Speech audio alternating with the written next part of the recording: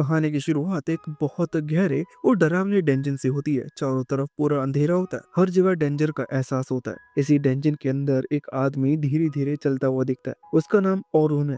उसके हाथ में एक तेज स्वॉर्ड होती है। उसका चेहरा शांत रहता है, लेकिन उसकी आंखें हर तरफ ध्यान से देखती रहती है। वो हर कदम बहुत सोच समझ कर रखता है। जैसे ही कुछ मॉन्स्टर उसके सामने आते हैं, और बिल्कुल नहीं डरता। वो तुरंत अपने स्वॉर्ड उठाता है और हमला कर देता है। उसकी तलवार बहुत फास्ट चलती है। कुछ ही बोलो में कई मॉन्स्टर जमीन पे गिर जाते हैं। उन्हें हराने के बाद और अपने आप से खुश होता है। उसे लगता है कि वो अभी भी स्ट्रांग है। उसे ये जानकर अच्छा लगता है कि वो अभी भी तलवार अच्छे से चला सकता है और अभी भी एक अच्छा वॉरियर बन सकता है। थोड़ी देर में वहाँ बहुत सारे छोटे छोटे गॉब्लिन्स आ जाते हैं। वो चारों तरफ से आकर और उनको घेरने लगते हैं। उनकी संख्या बहुत ज्यादा होती है। तब और समझ जाता है कि सिर्फ स्वॉर्ड से लड़ना थोड़ा मुश्किल हो सकता है। इसलिए वो अपने ऊपर एक स्पेशल मैजिक करता है। ये मैजिक उसके शरीर को एक्स्ट्रा ताकत देता है। इस मैजिक से उसकी बॉडी और मसल और भी स्ट्रांग हो जाती है। अब वो चोट को अच्छे से सह सकता है। ये मैजिक आमतौर पर दूसरों की हेल्प करने के लिए होते हैं, लेकिन और इसे खुद पर ही यूज कर सकता है। इस मैजिक के बाद वो पहले से ज्यादा फास्ट पावरफुल हो जाता है। वो एक ही करके कई गोब्लिन्स को आसानी से हरा देता है। गोब्लिन्स उसके सामने टिक नहीं पाते,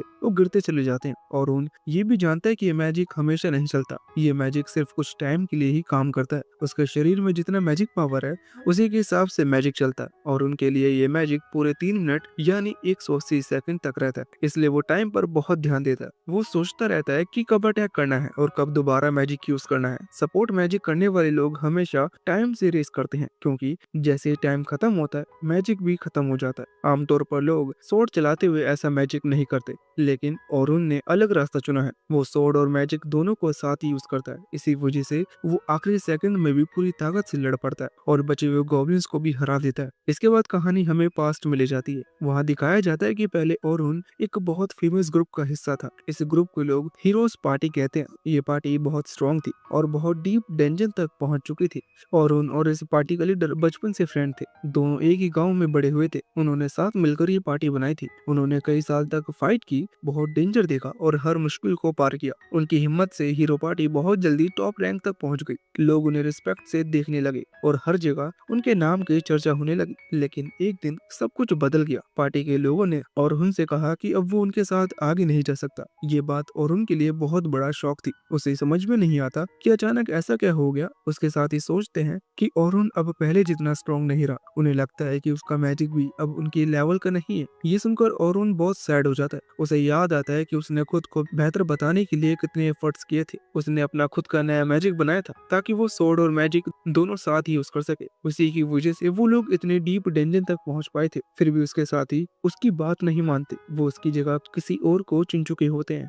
ये सब जानकर औरुन का दिल बहुत हैवी हो जाता है। जिन लोगों के साथ उसने बचपन बिताया, वही लोग अब उसे छोड़ रहे थे। फिर भी वो गुस्सा नहीं करता। वो सबको थैंक्स कहता है और वहां से चला जाता है। जाते समय उसे याद आता है कि लोग उसे इंसान कहते थे जो बहुत कुछ कर सकता है, लेकिन किसी एक चीज में बेस्ट नहीं। ये बात उसके दिल को बहुत हर्ट करती है। वर्तमान में वापस आकर औरुन फिर से मॉन्स्टर से लड़ता है। वो एक और गॉब्लिन को हराता है और अपने मन में स्ट्रॉन्ग फैसला करता है। वो तय करता है कि अब वो आधा अधूरा नहीं रहेगा। वो सिर्फ स्वॉर्ड्समैन या सिर्फ मैजिक यूजर नहीं बनेगा, वो दोनों बनेगा। वो ऐसा फाइटर बनेगा जो स्वॉर्ड और मैजिक को एक साथ यूज करे। सभी मॉन्स्टर को हराने के बाद वो एक मैजिक स्टोन के पास जाता है। ये स्टोन उसे अगली बार फिर से इसी फ्लोर पर आने में हेल्प करता है। तभी वो देखता है कि कुछ लोग डर के मारे भाग रहे हैं। उनके चेहरे पर फियर साफ दिखता है। वो बताते हैं कि आगे बहुत बड़े और डेंजरस मॉन्स्टर आ गए हैं और वो उनसे फाइट नहीं कर पाए। डर की वजह से वो अपनी पार्टी की एक लड़की को पीछे छोड़ आए होते हैं। सलमा का गुस्सा धीरे धीरे और बढ़ने लगता है। वो और उनको ऊपर से नीचे तक देखती है और उसके मन में तरह तरह के ख्याल आते हैं। उसे लगता है कि आदमी अचानक उसकी छोटी बहन के साथ क्यों आया। उसका दिल अपनी बहन को लेकर बहुत ज्यादा प्रोटेक्टिव हो जाता है। उसे डर लगता है कि कहीं सोफिया को कोई चोट ना पहुंचा दे, क्योंकि वो अभी सिर्फ छोटी है और दुनिया को ठीक से समझती नहीं। और ये सब देखकर थोड़ा सहज महसूस करता है। वो समझ जाता है कि सोल्मा उसकी बातों पर भरोसा नहीं कर रही है। लेकिन तभी सोफिया हिम्मत जुटाकर आगे आती है। वो थोड़ा कांपते हुए बताती है कि अगर और उन समय पर नहीं आता तो शायद वो जिंदा नहीं बच पाती। वो बताती है कि डेंजन में क्या हुआ था और कैसे और ने उसे बचाया। उसकी आंखों में डर और आभार दोनों साफ दिखते हैं। ये सुनते ही सोल्मा का चेहरा बदल जाता है।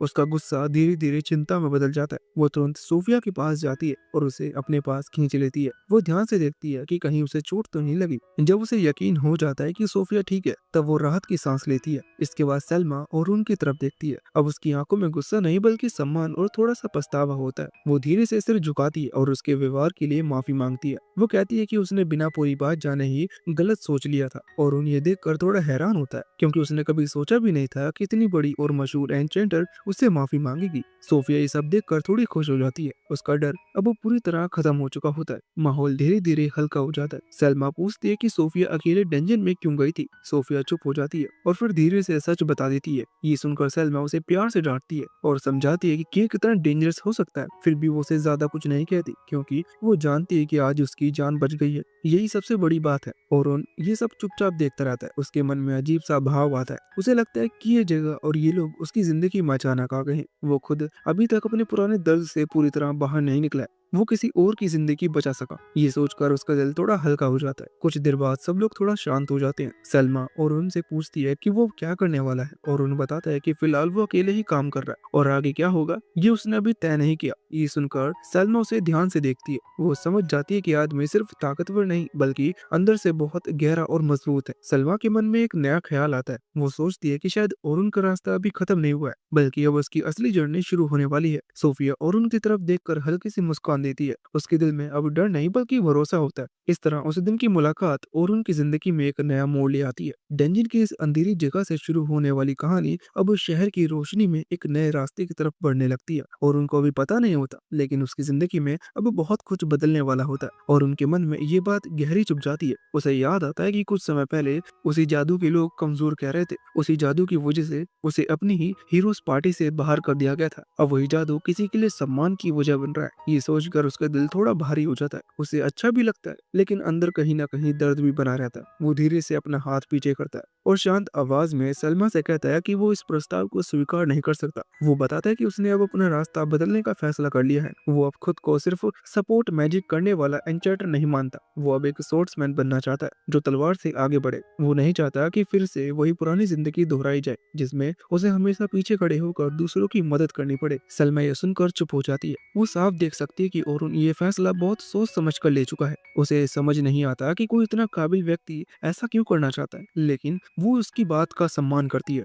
उसके मन में ये भी चलता है कि अगर हालात बिगड़े तो शायद अरुण फिर से एन्चेंटर की भूमिका निभा लेगा, लेकिन वो ये बात जोर से नहीं कहती। तभी सोफिया आगे आती है। उसके चेहरे पर हल्की घबराहट और उम्मीद दोनों होती है। वो अरुण से कहती है कि वो भी इस सीखने वाली यात्रा पर जाएगी। वो बहुत चाहती है कि अरुण उसके साथ आए। उसकी आवाज में मासूमियत होती है और आंखों में भरोसा। अरुण उसे देखता है और एक पल के लिए उसका दिल डगमगा जाता है और वो कुछ कह नहीं पाता और बस इतना कहता है कि वो इस बारे में सोचकर बताएगा। सलमा यह सुनकर सिर हिलाती है और बताती है कि अगर वो जाना चाहे तो उसे अगले दिन सुबह सिल्वर रैबिट्स के मुख्य दफ्तर पर मिले। इसके बाद ये बात खत्म कर देती है। सोरून और सोफिया वहाँ से निकल जाते हैं। रास्ते में सोफिया कुछ नहीं बोलती लेकिन उसके चेहरे पर हल्की मुस्कान होती है, जैसे उसे उम्मीद हो कि अरुण जरूर आएगा। उस रात अरुण शहर की गलियों में गुजरते हुए एक छोटी सी दुकान पर जाता है। वहाँ एक बूढ़ा आदमी रहता है जो उसे बहुत पहले से जानता है। बूढ़ा आदमी उसे देखकर खुश हो जाता है और बताता है कि आज दुकान में बहुत काम हुआ। वो हंसते हुए कहता है कि ये सब अरुण की वजह से है, क्योंकि जब वो हीरो बना था तब उसने इस दुकान का नाम सबको बताया था।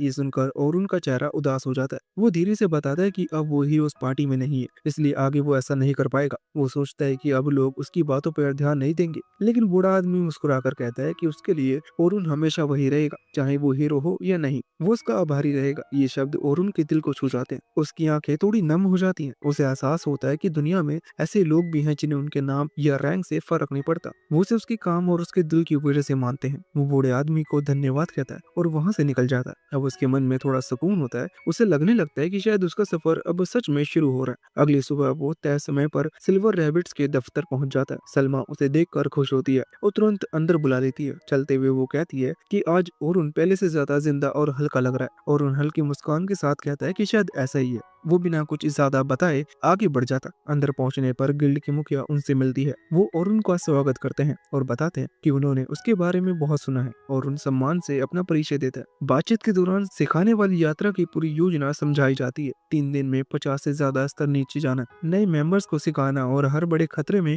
उनका साथ देना। और उन ध्यान से सब सुनता है। उसे समझ आता है कि ये आसान काम नहीं है। ये सिर्फ ताकत का नहीं बल्कि समझ और पेशेंस का इम्तिहान है। अंत में उसे बताया जाता है कि इस काम के लिए उसे अच्छी रकम भी मिलेगी। ये सुनकर वो थोड़ा झिझकता है क्योंकि ये 1 साल की खर्चे के बराबर होती है। लेकिन सलमा कहती है कि वो इसकी काबिलियत को बहुत महत्व देते हैं और मनी में तय करता है कि अगर वो इस रास्ते पर चला तो वो पूरी ईमानदारी से अपना काम करेगा। वो अब किसी का बोझ नहीं बनेगा। वो खुद का रास्ता बनाएगा, तलवार और मैजिक दोनों के साथ। इस तरह उसकी जिंदगी एक नए चैप्टर में कदम रखती है जहाँ वो न सिर्फ दूसरों को सिखाएगा बल्कि खुद भी बहुत कुछ सीखेगा। सलमा बहुत सम्मान शब्दों में पूरी प्लान समझाने लगती है ताकि कोई भी नया मेंबर उसे समझ सके। वो बताते हैं कि महान डेंजन बहुत बड़ा और खतरनाक है। नीचे जाते जाते मॉन्स्टर और भी स्ट्रॉन्ग हो जाते हैं। आमतौर पर लोग इतने नीचे जाने में कई महीनों लगा देते हैं, लेकिन इस बार उन्हें फास्ट जाना है क्योंकि ये एक ट्रेनिंग जर्नी है। वो कहती है कि पिछले दिन सब लोग साथ मिलकर फाइट करेंगे और धीरे धीरे आगे बढ़ेंगे। जहाँ नए लोग डरेंगे वहाँ पुराने और एक्सपीरियंस वॉरियर्स आगे आएंगे। दूसरे दिन मॉन्स्टर और ज्यादा खतरनाक होंगे, इसलिए टीम वर्क बहुत जरूरी होगा। तीसरे दिन सबसे ज्यादा डेंजर होगा क्योंकि वहाँ बड़े और ताकतवर एनिमीज मिलते हैं। और उन ध्यान से सब सुनता रहता है। उसके दिमाग में साफ साफ तस्वीर बनती होती है। उसे समझ में आ जाता है कि ये सिर्फ लड़ाई नहीं है बल्कि बच्चों को सिखाने जैसा काम है। उसे ये भी लगता है कि अगर वो गया तो उसे बहुत संभल कर चलना होगा क्योंकि कई नए लोग उसे देख रहे होंगे। बीस ब्रेस फिर बोलते हैं, वो कहते हैं कि इस यात्रा में किसी पर जबरदस्ती नहीं है। अगर और सिर्फ स्पोर्ट्समैन बनकर जाना चाहता है तो वो उसकी चॉइस का सम्मान करेंगे। वो कहते हैं कि असली ताकत सिर्फ मैजिक या सोर्ड में नहीं होती बल्कि सही फैसला लेने में होती है। ये सुनकर और उनको थोड़ा सुकून मिलता है। उसे लगता है कि यह कोई उसे बदलने की कोशिश नहीं कर रहा। वो धीरे से कहता है कि वो इस यात्रा पर जाने के लिए तैयार है, लेकिन एक शर्त पर। वो कभी भी किसी को ये नहीं बताएगा कि वो पहले क्या था। वो चाहता है कि सब उसे सिर्फ एक साधारण स्पोर्ट्समैन ही समझे। सलमा और विंस एक दूसरे की तरफ देखते हैं और मुस्कुरा देते हैं। वो उसकी बात मान लेते हैं। सोफिया ये सुनकर बहुत खुश हो जाती है। उसकी आंखें चमकने लगती हैं और वो खुशी से हल्का सा सिर हिला देती है। बात खत्म होने के बाद सोरुन बाहर आता है। वो खुले आसमान को देखता है। उसे लगता है कि उसके दिल पर रखा बोझ अब थोड़ा हल्का हो गया। वो सोचता है कि शायद ये जर्नी सिर्फ डेंजन तक जाने की नहीं बल्कि खुद को फिर से समझने की जर्नी है। अब वो डरता नहीं। उसे पता है कि आगे मुश्किल आएंगी, मॉन्स्टर्स आएंगे और खतरे आएंगे, लेकिन उसे ये भी पता है कि वो अकेले नहीं है। वो अपने रास्ते पर चल चुका है, तलवार उसके हाथ में है और फ्यूचर उसके सामने खुला हुआ है। यहीं से और उनकी नई कहानी शुरू होती है। एक ऐसी कहानी जिसे अब कोई पार्टी, कोई टाइटल या कोई नाम तय नहीं करेगा। ये कहानी अब सिर्फ और उनकी अपनी होगी। कहानी थोड़ी देर के लिए पास्ट में चली जाती है। उस समय सलमा वीज से बात कर रही थी। उसने वीज को बताया था कि ओरुन अब हीरोज पार्टी में नहीं रहा। ये सुनकर वीज बहुत सीरियस हो गया था। उसने कहा था कि ये हीरोज पार्टी के लिए बहुत बड़ा लूज है और उनके बिना उनकी ताकत कम हो जाएगी। सलमा ने भी माना था कि ओरुन का सपोर्ट मैजिक बहुत काम का था। उसका जादू बहुत स्ट्रॉन्ग नहीं था, लेकिन वो बहुत फास्ट था। वो जल्दी समझ जाता है कि कब किसे मदद चाहिए। सही टाइम पर सही स्पेल डालना उसकी सबसे बड़ी ताकत थी। इसी वजह से पूरी टीम मुश्किल हालात में भी आगे बढ़ पाती थी। सलमा जानती थी कि ओरुन के जाने से हीरोज पार्टी वीक हो जाएगी और यही बात सिल्वर रैबिट्स के लिए एक चांस बन सकती है। अब अपनी कहानी प्रेजेंट में आती है और उन समझ जाता है कि इस जर्नी में बहुत सारे नए योद्धा होंगे। वो छोटे छोटे ग्रुप्स में होंगे। हर ग्रुप्स के साथ कुछ एक्सपीरियंस्ड वॉरियर्स रहेंगे जो उन्हें गाइड करेंगे। इन एक्सपीरियंस्ड लोगों में अरुण खुद और सलमा भी शामिल होंगे। अब सच में उसकी नई जर्नी शुरू होने वाली थी। प्लान ये था कि नए योद्धा पहले फाइट करेंगे। वो मॉन्स्टर से लड़कर सीखेंगे। अगर कभी डेंजरस सिचुएशन बन गई तो एक्सपीरियंस्ड वॉरियर्स आगे आएंगे और सब संभालेंगे। सलमा ये बात साफ साफ बताती है। ये सुनकर अरुण के मन में एक डाउट आता। वो सोचता है कि जब ये जर्नी इतनी फास्ट और रिस्की है तो सिर्फ 5 एक्सपीरियंस वॉर ही क्यों है। आमतौर पर ज्यादा सेफ्टी के लिए बड़ी स्ट्रॉन्ग टीम रखी जाती है। सलमा और विंस एक दूसरे को देखते हैं। थोड़ी देर बाद सलमा बोलती है कि असली गोल नए योद्धा को 91वें फ्लोर तक ले जाना है। अगर उन पर थोड़ा प्रेशर रहेगा तो वो जल्दी स्ट्रॉन्ग बनेंगे। ये उनके लिए सबसे अच्छा ट्रेनिंग होगा। लेकिन अरुण समझ जाता है कि ये पूरी सच्चाई नहीं है। इतना बड़ा रिस्क बिना किसी खास वजह के नहीं लिया जाता। जरूर कोई सीक्रेट रीजन है जो वो किसी आउटसाइडर को नहीं बताना चाहते। अरुण ज्यादा सवाल नहीं करता। वो बस इतना तय करता है कि वो पूरी ईमानदारी से मदद करेगा। विंस उसे थैंक्स कहता है और बताता है कि उसे पहले ही 2 गोल्ड कॉइन मिलेंगे। अगर जर्नी सक्सेसफुल रही तो 10 और गोल्ड कॉइन्स। ये सुनकर अरुण थोड़ा शॉक हो जाता है क्योंकि ये बहुत बड़ी रकम होती है। सलमा उसे बताती है कि वो उसकी एबिलिटी को बहुत वैल्यू देते हैं और उनको अच्छा भी लगता है और वो मनी मन डिसाइड करता है कि वो पूरी मेहनत करेगा। अगले दिन सभी लोग महान डेंजन के गेट पर इकट्ठा होते हैं। जैसे ही अरुण वहां पहुंचता है, सलमा और सोफिया उसका स्वागत करती हैं। और उन देखता है कि सोफिया ने न्यू आउटफिट पहना हुआ है, ये नए योद्धाओं की यूनिफॉर्म होती है। वो उसकी तारीफ करता है और कहता है कि उस पर ये कपड़े अच्छे लग रहे हैं। सोफिया ये सुनकर शाय हो जाती है और मुस्कुरा देती है। ये सब देखकर सलमा थोड़ी अलर्ट हो जाती है। वो ओरुन से पूछती है कि क्या वो लड़कियों से हमेशा ऐसी स्वीट बातें करता है और क्या उसकी कोई गर्लफ्रेंड है। ओरुन जल्दी से मना कर देता। वो बताता है कि उसकी पुरानी टीम में लड़कियां थी, इसलिए आदत से ऐसा बोल गया। ये सुनकर सलमा शांत हो जाती है।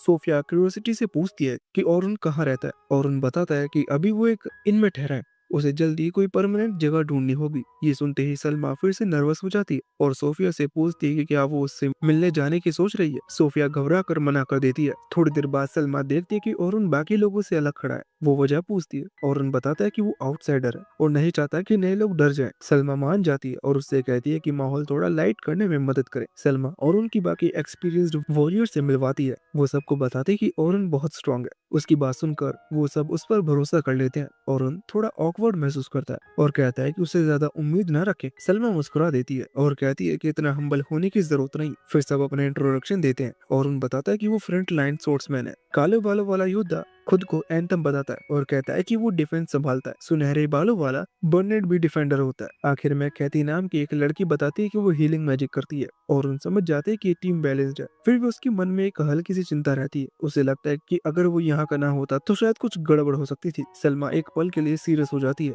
उसे वीन से कोई पुरानी बातें याद आती है। वीन जानता था कि उन्होंने एक स्ट्रॉन्ग मेंबर खो दिया, लेकिन इम्बैलेंस के कारण पहले से किसी को नहीं जोड़ा जा सकता था। इसी वजह से सलमा ने ओरुन को बुलाया था। अगर ओरुन फ्रंट लाइन पर टिक नहीं पाया तो ये पूरी जर्नी खतरे में पड़ सकती है। और यही सोचकर सलमा अंदर ही अंदर थोड़ा डर महसूस करती है। ओरुन सलमा के चेहरे पर हल्की सी वरी देखता है, लेकिन सलमा तुरंत खुद को संभाल लेती है। वो गहरी सांस लेती है और सबको मजबूत आवाज में याद दिलाती है कि उनके सामने 3 दिन की बहुत हार्ड और लंबी जर्नी है। अब पीछे हटने का कोई टाइम नहीं है। जो भी होगा सब मिलकर सामना करेंगे।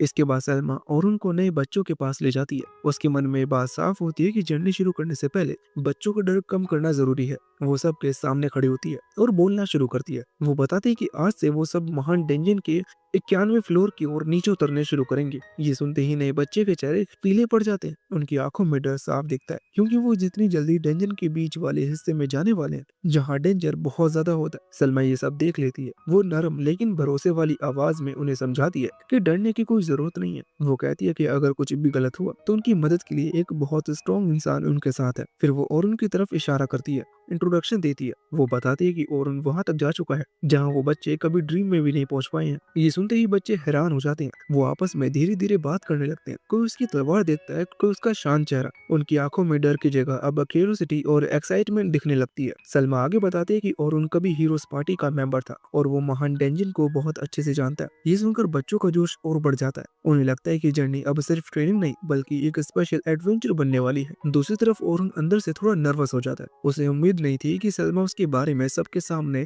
इतना बता देगी। वो सोचता है कि अब सब उससे बहुत ज्यादा एक्सपेक्ट करेंगे। फिर भी सलमा को कोई रिग्रेट नहीं होता, क्योंकि अब बच्चों के चेहरे पर डर नहीं बल्कि कॉन्फिडेंस दिख रहा होता है। सलमा सबको थोड़ी देर वेट करने को कहती है और खुद बाकी एक्सपीरियंस्ड वॉरियर के साथ लास्ट प्रिपरेशन देखने चली जाती है। जब ओरुन अकेले होता है तो वो सोचता है कि उसकी तारीफ कुछ ज्यादा ही कर दी गई, लेकिन सलमा के मन में ये साफ होता है कि उसने कुछ भी गलत नहीं कहा और उन सच में बहुत आगे तक जा चुका है। बच्चों का मन स्ट्रॉन्ग करना भी लीडर की रिस्पॉन्सिबिलिटी होती है और उन ये बात समझ जाता है। फिर भी उसके दिल में हल्की सी चिंता रहती है। वो नहीं चाहता कि उसका हीरो वाला नाम किसी प्रॉब्लम का कारण बने। वो तो बस शांत रहकर अपना रास्ता बनाना चाहता है और उस बूढ़े आदमी की दुकान की मदद करना चाहता है। थोड़ी देर बाद सलमा उसे बताती है कि वो उसे ग्रुप 10 के साथ भेजना चाहती है। ये ग्रुप सबसे स्मार्ट और फास्टर लर्नर माना जाता है। अगर ये बच्चे मिलकर सही टीम वर्क सीख ले तो वो आसानी से डंजन के मिडिल लेवल तक पहुंच सकते हैं। और उन ये जिम्मेदारी स्वीकार कर लेता है। हालांकि उसे थोड़ा अजीब लगता है कि इतने टैलेंटेड बच्चों की देखभाल एक आउटसाइडर को दी जा रही है। जब और ग्रुप 10 बच्चों से मिलता है तो वो देखता है कि सोफिया भी उसी ग्रुप में है। कुल मिलाकर वहाँ सिर्फ 3 ही बच्चे होते हैं। ये देखकर ओरुन सरप्राइज हो जाता है, क्योंकि आमतौर पर बिगिनर्स की टीम बड़ी होती है। 3 लोगों की टीम ज्यादा रिस्की मानी जाती है। बच्चे उससे बताते हैं कि उनकी टीम छोटी इसलिए है क्योंकि कोई भी उनकी स्पीड के साथ नहीं चल पाता। वो बहुत फास्ट आगे बढ़ते हैं। उनमें से एक बच्चा बहुत कॉन्फिडेंट दिखता है। उसके चेहरे पर घमंड साफ झलकता है। ओरुन समझ जाता है कि इस बच्चे से सबको बहुत उम्मीद है, लेकिन इतनी कम उम्र में इतनी प्राइड होना थोड़ा डेंजरस भी हो सकता है। फिर भी वो शांत रहता है और सबको ध्यान से देखता है। पहला बच्चा ग्रुप का लीडर होता है। वो मैजिक एनहेंसर है जो जादू को और मजबूत बनाता है। उसे खुद पर भरोसा होता है। उसके पास खड़ी लड़की डिफेंडर होती है। वो भारी आर्मर नहीं पहनती। वो बताती है कि वो डोज करके लड़ती है। वो अटैक को रोकने की बजाय तेजी से हट जाना पसंद करती है। वो चाहती है कि मॉन्स्टर उसे छुए भी ना, लेकिन वो उनके बहुत पास जाकर फाइट करना चाहती है और उन समझ जाते हैं कि ये टीम नॉर्मल नहीं, ये स्पेशल है, लेकिन साथ ही बहुत डेंजरस भी हो सकती है। अब उसकी असली टेस्ट शुरू होने वाले हैं, क्योंकि इन बच्चों को सेफ रखते हुए आगे बढ़ना है और साथ ही उन्हें सही तरीके से सिखाना भी है। डॉज टाइप डिफेंडर आमतौर पर शील्ड या ताकत से वार रोकने की बजाय स्पीड से हमले से बचते हैं और उसे समझाता है कि ये सुनने में इजी लगता है, लेकिन रियल फाइट में ये बहुत हार्ड होता है। जब तक किसी को सही एक्सपीरियंस ना मिले तब तक ये तरीका जानलेवा हो सकता है। लोगन बताता है कि उसके काबिल के सभी लोगों ने उसे पहले से बात समझाने की कोशिश की थी, लेकिन उसने किसी की नहीं सुनी। तभी कैरोलिना पलट कर कहती है कि लोगन टीचर्स की बात भी नहीं सुनता। लोगन पूरे कॉन्फिडेंस के साथ सोचता है कि उसे सुनने की जरूरत नहीं है, क्योंकि वो खुद को सबसे काबिल मानता है। सोफिया जल्दी से दोनों को शांत करने की कोशिश करती है और ये सब देख कर समझ जाते हैं बल्कि इन बच्चों की आदतों से भी लड़ना होगा। आखिर में भले ही वो तीनों पहले से एक दूसरे को जानते हो, सोफिया भी अपना परिचय देती है। वो बताती है कि सिर्फ वो पीछे से हमला करने वाली जादूगर और उन हल्के से स्माइल करता है। उसकी बातों से कुछ अलग या खास नहीं था, फिर भी उसे ना जाने क्यों सोफिया के पास रहकर थोड़ा सेफ और काम महसूस होता है। फिर भी और समझ जाते हैं कि ये मिशन आसान नहीं होने वाला। लोगन और कैरोलाइन अब भी छोटी छोटी बातों पर उलझे हुए हैं। अगर यही हाल रहा तो आगे चलकर प्रॉब्लम हो सकती है। जब डेंजन में उतरने का टाइम आता है तो बाहर जितना शोर और बातें थी, अंदर कदम रखते ही सब बिल्कुल साइलेंट होते हैं। डेंजन की हवा हैवी होती है, चारों तरफ अंधेरा, नमी और डर का एहसास होता है। हर कदम सोच समझ कर रखना पड़ता है। चलते चलते कैरोलाइन और उनसे पूछती है कि हीरोज पार्टी का कोई मेंबर इस जर्नी पर क्यों नहीं आया। वो जानना चाहती है क्या इसका मतलब ये है कि वो अपने ही क्लैन को राइवल मानता है, और उन शांति से कहता है कि उसे स्लैमा की बात ध्यान से सुननी चाहिए थी, क्योंकि वो अभी हीरोज पार्टी का हिस्सा नहीं है। ये सुनकर कैरोलाइन तुरंत पीछे बैठती है कि उसने वो पार्टी क्यों छोड़े, क्योंकि पूरी दुनिया हीरोज पार्टी की रिस्पेक्ट करती है। ये सवाल और उनको अच्छा नहीं लगता। वो अंदर से टायर्ड महसूस करने लगता है। कैरोलाइन बात छोड़ने का काम नहीं लेती। वो जानता है कि वो जानबूझकर परेशान कर रही है, लेकिन फिर भी ऐसे सवाल उसे चुभते हैं। आखिरकार ओरुन साफ कह देता है कि ये सिर्फ उसकी पर्सनल बात है। तब कैरोलाइन टॉपिक बदल देती है और पूछती है कि क्या वो और सोफिया एक दूसरे को जानते हैं। ओरुन हाँ कह देता है। कैरोलाइन बताते हैं कि सोफिया कह रही थी कि उनके साथ कोई अमेजिंग इंसान आने वाला है। ये सुनकर सोफिया थोड़ी नर्वस हो जाती है, लेकिन फिर सच मान लेती है। वो बताती है कि वही इंसान ओरुन है, क्योंकि उसने उसकी लाइफ बचाई थी। वो बहुत स्ट्रॉन्ग था और उसने कहा था कि वो हीरोज पार्टी से है। उसकी बहन ने भी कहा था कि अगर ओरुन साथ होगा तो डरने की कोई जरूरत नहीं है। कैरोलाइन मुस्कुराकर सोफिया को हिम्मत देती है और कहती है कि उसके साथ तो एक हीरो है, और उन कुछ नहीं बोलता। वो जानता है कि वो अब हीरो नहीं है, फिर भी उसे समझ में आ जाता है कि कैरोलाइन ने ये बात सिर्फ सोफिया को काम करने के लिए कही है। ये सोचकर और उनको लगता है कि शायद कैरोलाइन बाहर से जितनी टफ दिखती है, अंदर से उतनी ही केयरिंग भी है। कुछ समय बाद मॉन्स्टर उनकी तरफ बढ़ने लगते हैं, जैसे पहले से ही अंदाजा था, लेकिन और उनने रास्ते में जो ट्रैप मैजिक लगाए थे वो परफेक्टली काम करते हैं। ये ट्रैप्स दुश्मनों को तब तक दिखते नहीं जब तक वो एक्टिवेट ना हो जाए। इससे पीछे से आने वाले मॉन्स्टर बिना किसी एक्स्ट्रा फाइट के खत्म हो जाते हैं। उनका टाइम वेस्ट भी नहीं होता और उन चलते चलते ऐसे ट्रैप लगाता रहता है, क्योंकि उसे पता है कि स्पीड बहुत जरूरी है। थोड़ी देर बाद वो 20वीं फ्लोर पर पहुंच जाते हैं और उन पूरे रास्ते ध्यान से सबका फाइटिंग स्टाइल देखता रहता है। अब उसे यकीन हो जाता है कि ये बच्चे आगे चढ़ने के लिए भी ठीक है। पहले उसे लगा था कि लोगन बस एक घमंडी बच्चा, लेकिन असल में वो सच में एक टैलेंटेड एन्चेंटर है। अगर वो लंबी लड़ाइयों में भी ऐसे ही टिक पाया तो वो आसानी से ए रैंक पार्टी में काम कर सकता है। हाँ, उसमें ऑर्डर्स देने की कमी है जो एक एन्चेंटर के लिए जरूरी होती है, लेकिन एक्सपीरियंस के साथ ये भी कमी दूर हो जाएगी। कैरोलाइन की स्पीड बिल्कुल वैसी है जैसे एक डोज टाइप डिफेंडर से उम्मीद की जाती है, लेकिन उसमें दो बड़ी प्रॉब्लम्स है। पहली ये कि जैसे ही वो मॉन्स्टर को देखती है सीधा उस पर भागती है। दुश्मन के पास जाना ठीक है, लेकिन उसका तरीका थोड़ा स्केरी है। दूसरी प्रॉब्लम ये है कि वो सिर्फ दो छोटे डैगर्स इस्तेमाल करती है। ये उसके स्टाइल के लिए सही नहीं है, लेकिन पूरी पार्टी के लिए शायद उनमें से उतनी क्लीन पावर नहीं है। सोफिया बाकी दोनों जितनी फ्लैशी नहीं, लेकिन वो एक नॉर्मल रॉकी सी कहीं ज्यादा स्ट्रॉन्ग है। वो थोड़ी शाय है, लेकिन जैसे जैसे वो अपनी टीम के साथ कंफर्टेबल होगी ये आदत अपने आप चली जाएगी। उसमें कोई बड़ी कमजोरियां नहीं है, इसलिए और उनको उसे ग्रो करते देखने में क्यूरियोसिटी होती है। कुछ ही समय में बाकी ग्रुप्स भी 20वीं फ्लोर के बॉस को हरा देते हैं। प्लान के अनुसार सब 21वीं फ्लोर पर पहुंच जाते हैं। सलमा सबको अपने गिल्ड कार्ड में नए फ्लोर रजिस्टर करने को कहती है।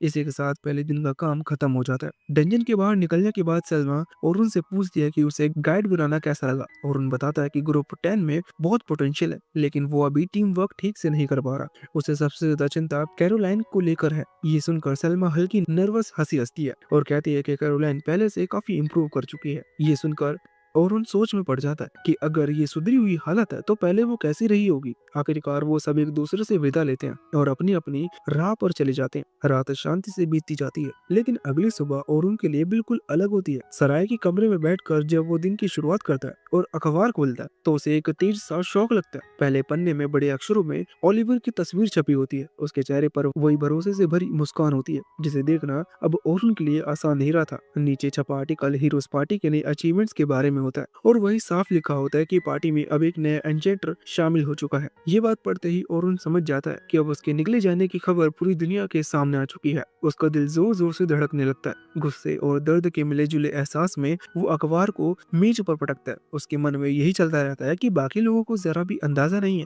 ये खबर उसे अंदर तक कितनी चोट पहुंचा रही है। उसे लगता है कि काश वो लोग कम से कम ट्रेनिंग मिशन के खत्म होने तक रुक जाते। अब अगर किसी भी नए बच्चे ने ये खबर पढ़ ली होगी तो उसकी इमेज एक पल में बदल जाएगी। कल तक वो सबकी नजरों में हीरोज पार्टी का एक्सपीरियंस्ड मेंबर था और आज वही सिर्फ एक आम इंसान बन गया है जिसे पार्टी से बाहर कर दिया गया था। कुछ देर तक वो यूं ही चुप बैठा रहता है। कमरे में अजीब सी खामोशी फैल जाती है। फिर वो गहरी सांस लेता है और खुद को संभालता है। वो अपना कोट उठाता है और सोचता है कि अब इस बारे में ज्यादा सोचने का कोई फायदा नहीं है, क्योंकि जो हो चुका है उसे बदला नहीं जा सकता। उसे तय समय पर मिलने की जगह पहुंचना है, इसलिए वो रूम से बाहर निकल पड़ता है। शहर की सड़कों में गुजरते हुए उसका मन बहुत भारी रहता है। आसपास लोग अपने काम में लगे होते हैं, लेकिन उसे किसी भी चीज में दिलचस्पी नहीं रहती। तभी अचानक पीछे से किसी लड़की की आवाज आती है। वो वहीं रुक जाता है। ये आवाज उसे बहुत जानी पहचानी लगती है। धीरे धीरे वो मुड़ता है और सामने लूना को खड़ा देखता है। वो हीरोज पार्टी की मेंबर थी और उन गिने चुने लोगों में से एक जिसने हमेशा उसके साथ पहले जैसा ही व्यवहार किया था। लूना को सामने देखकर और उन कुछ पल के लिए हैरान रह जाता है। उसे याद आता है कि जब बाकी मेंबर्स उससे दूरी बनाने लगे थे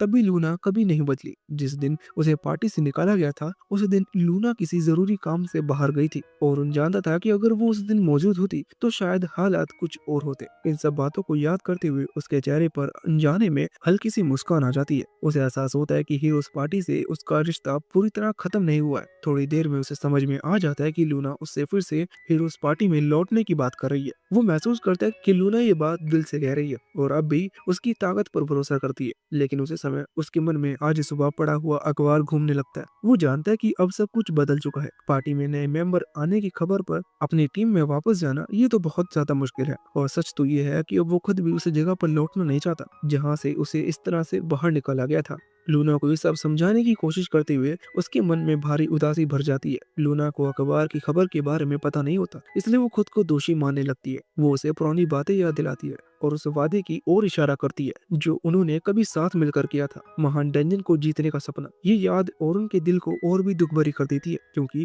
वो वादा अब बीते समय की बात बन चुका था और उनको साफ समझ आ जाता है कि वो सपना उसी दिन टूट गया था जिस दिन उसे पार्टी से निकाला गया था। जिस इंसान के साथ वो वादा जुड़ा था वो इंसान अब उसके रास्ते और उसके अतीत के बीच दीवार बन चुका है। इन सब भावनाओं के बोझ के साथ वो लूना से दूर हट जाता है। वो जानता है कि वहां रुकना उसके लिए और भी दर्दनाक होगा, इसलिए वो माफी के भाव के साथ बिना पीछे देखे आगे बढ़ जाता है। लूना को वहीं छोड़कर दिल के किसी कोने में औरुन आज भी चाहता था कि सब कुछ पहले जैसा हो जाए, कि वो फिर से साथ चले और अपने बचपन के सपने को पूरा करे। लेकिन अब वो ये भी समझ चुका था कि कुछ रास्ते एक बार बंद हो जाएं तो फिर कभी खुलते नहीं। उसका पुराना रास्ता हमेशा के लिए पीछे छूट चुका था और अब लौटने का कोई रास्ता नहीं बचा था। और उन ग्रेट डेंजन की एक्सपीडिशन के लिए निकल चुका था, लेकिन उसका दिमाग अब भी आज के न्यूज़पेपर में छपी खबर में उलझा हुआ था।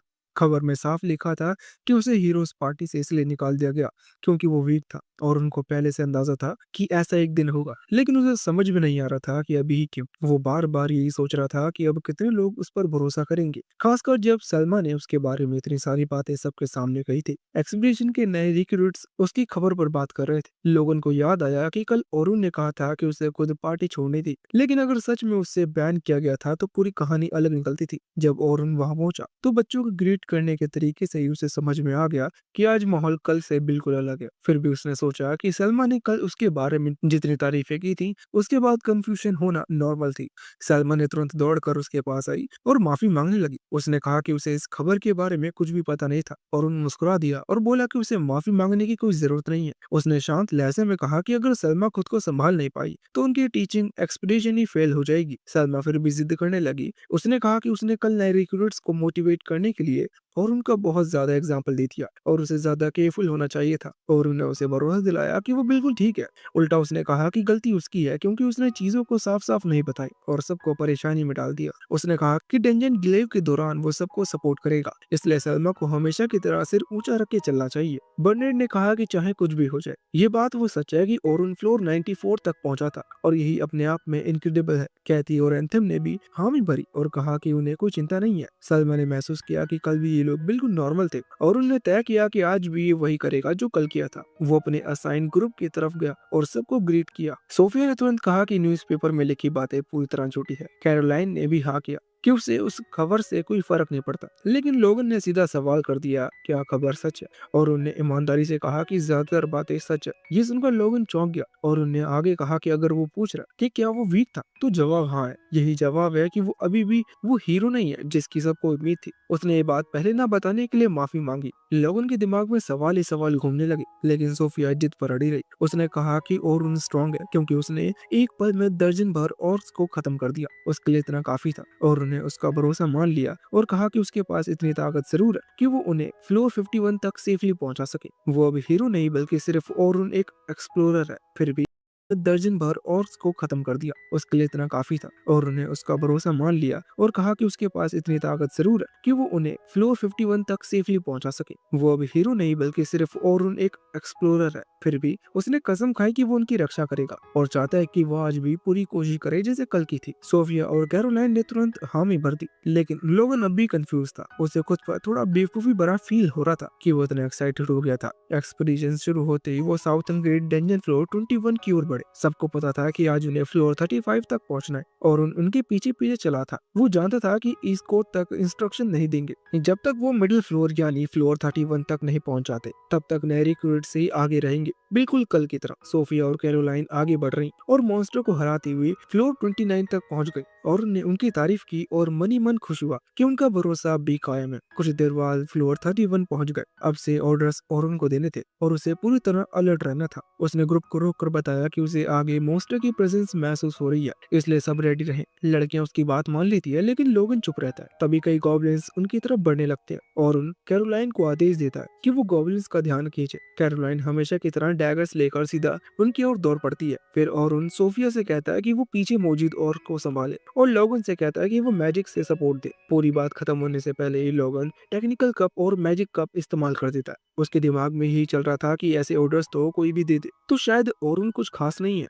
फिर भी वो अपना काम करता रहा और लड़कियों की एबिलिटीज बूस्ट करता रहा। कैरोलाइन को संभालने के बाद लोगन देखता है कि सोफिया बिल्कुल जमी हुई है। उसे याद आता है कि उसने कहा था कि उस पर पहले ऑर्क्स ने हमला किया था। वो समझ जाता है कि वो अभी भी उस ट्रॉमा से बाहर नहीं आई है। लोगन देखता है कि और फिलहाल कुछ कर नहीं रहा। उसे लगता है कि अब वो बस उस पर भरोसा नहीं कर सकता और सोफिया को उसे खुद ही बचाना होगा। उसी पल और चुपचाप आगे बढ़ता है और ऑर्क पर एजिबिलिटी डाउन डाल देता है। एक सेकंड में ही वो ऑर्क कमजोर और स्लो हो जाता है। इसके बाद और ने सोफिया को भरोसा दिलाया। उसने उसे याद दिलाया कि वो भी अकेले नहीं है, उसके साथ ही कैरोलाइन और लोगन है और वो भी खुद उसके साथ है। ये सुनकर सोफिया का डर धीरे धीरे कम होने लगा। उसने खुद को संभाला और मन में तय किया कि वो पूरी कोशिश करेगी। फिर उसने अपनी पूरी ताकत लगाकर आग का एक तेज वार और की तरफ फेंका। ये देखकर सब लोग चौंक गए, यहाँ तक कि ओरुन भी। किसी को भी उम्मीद नहीं थी कि सोफिया इतना स्ट्रॉन्ग मैजिक इस्तेमाल कर सकती है। हमला बहुत असरदार था, लेकिन उसके बाद सोफिया थक गई क्योंकि उसे किसी ने भी नहीं बताया कि सोफिया एडवांस मैजिक भी कर सकती है। कैरोलिन तो अपना काम ही भूल गई और खुशी खुशी दौड़कर सोफिया के पास पहुंच गई।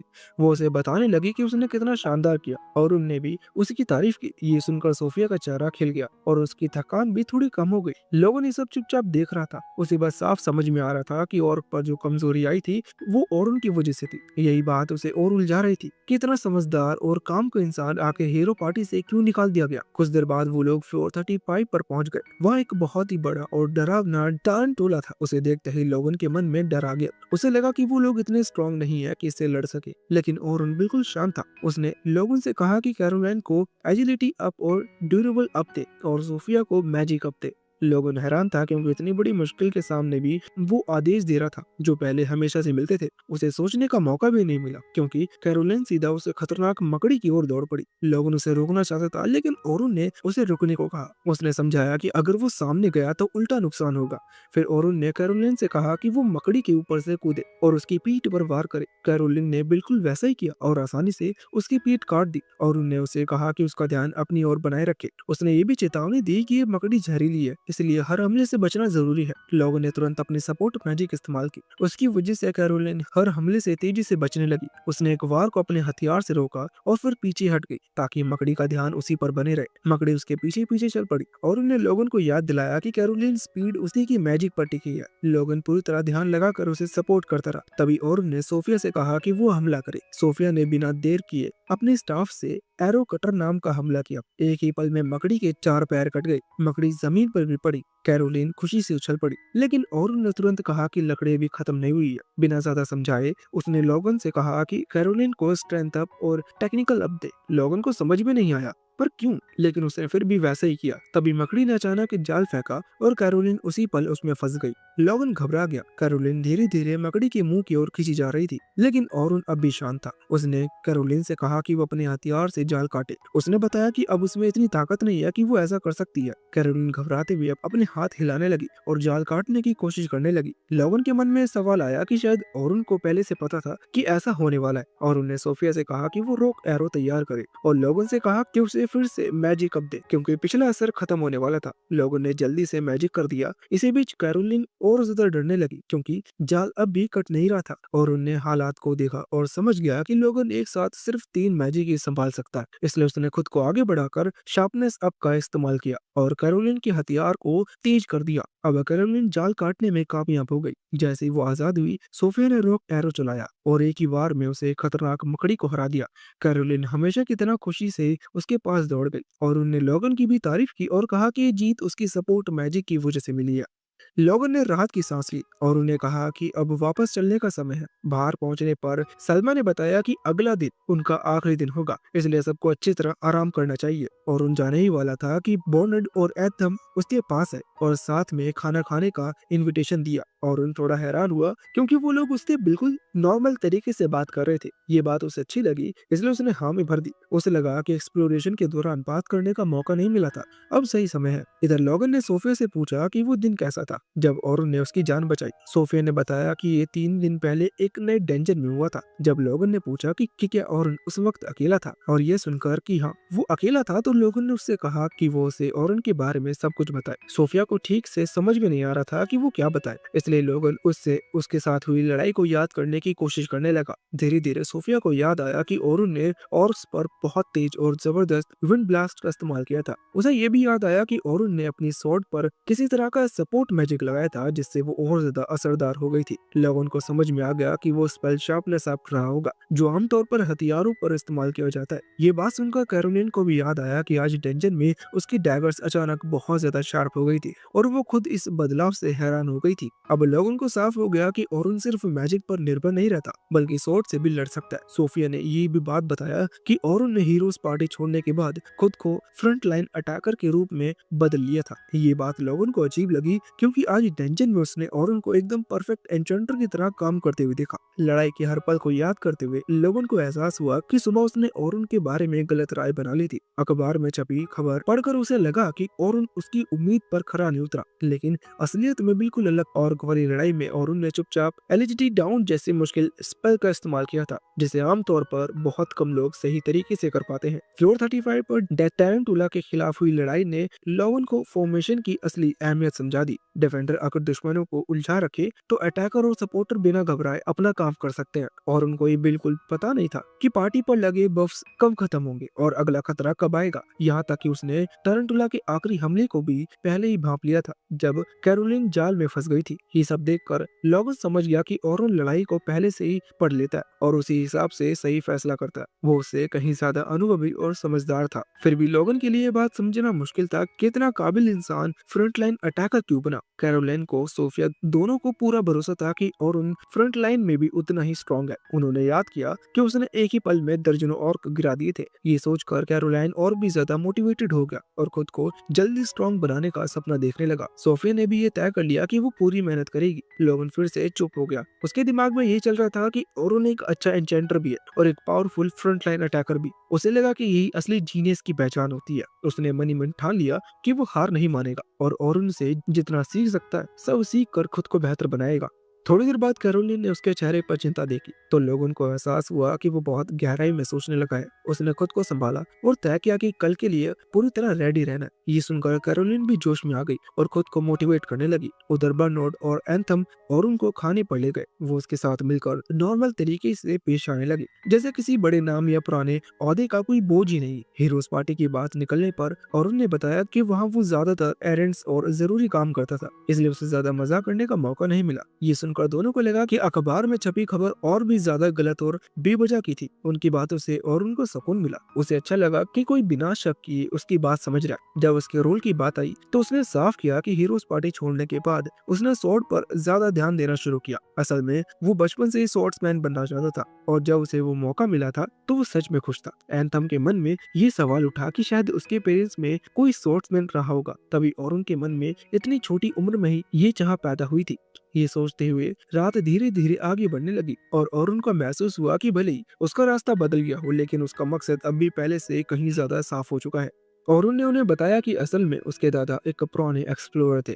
एक दिन उनके गांव में एक मॉन्स्टर आ गया और उसके दादा ने उसे सिर्फ एक स्वॉर्ड से ही हरा दिया था। ये सब अपनी आंखों से देखकर अरुण के मन में तभी ये चाह पैदा हुई थी कि वो स्वॉर्ड्समैन बनेगा। उसी दिन उसने पूरी मेहनत के साथ उसी रास्ते पर चलने का फैसला कर लिया। बाद में उसकी जिंदगी एक अलग मोड़ पर चली गई। जब हीरोज पार्टी नीचे के फ्लोर्स में जाने लगी तो उनकी स्पीड अपने आप कम होने लगी आता था, इसलिए सबने मिलकर उसे एन्चेंटर बना दिया। और उनको लगा कि ये फैसला पार्टी के लिए सही नहीं था। उसके हिसाब से उन्हें रोल बदलने के बजाय रुक कर अपनी स्ट्रेंथ बढ़ानी चाहिए थी। अगर वो पेशेंस रखते और खुद को बेहतर बनाते तो आगे का सफर और अच्छा होता। ये बात सुनकर सामने वाले लोग थोड़े कंफ्यूज हो गए और तभी और उनको एहसास हुआ कि वो जरूरत से ज्यादा बोल गया। उसे समझ में आ गया कि अब इस टॉपिक को आगे बढ़ाना ठीक नहीं है, इसलिए उसने बात को वहीं रोक दिया। वो अंदर ही अंदर जानता था कि हीरोज पार्टी अब फ्लोर 94 से आगे नहीं जा पाएगी, लेकिन वो ये बात भी किसी को बताना नहीं चाहता था। बात का माहौल हल्का करने के लिए उसने अपने आइडियल सोर्ट्समैन के बारे में सोचा। उसके दिमाग में एक ऐसा सोर्ट्समैन था जो हर तरह की स्किल जानता हो, जो अकेले भी नीचे के फ्लोर्स तक जा सके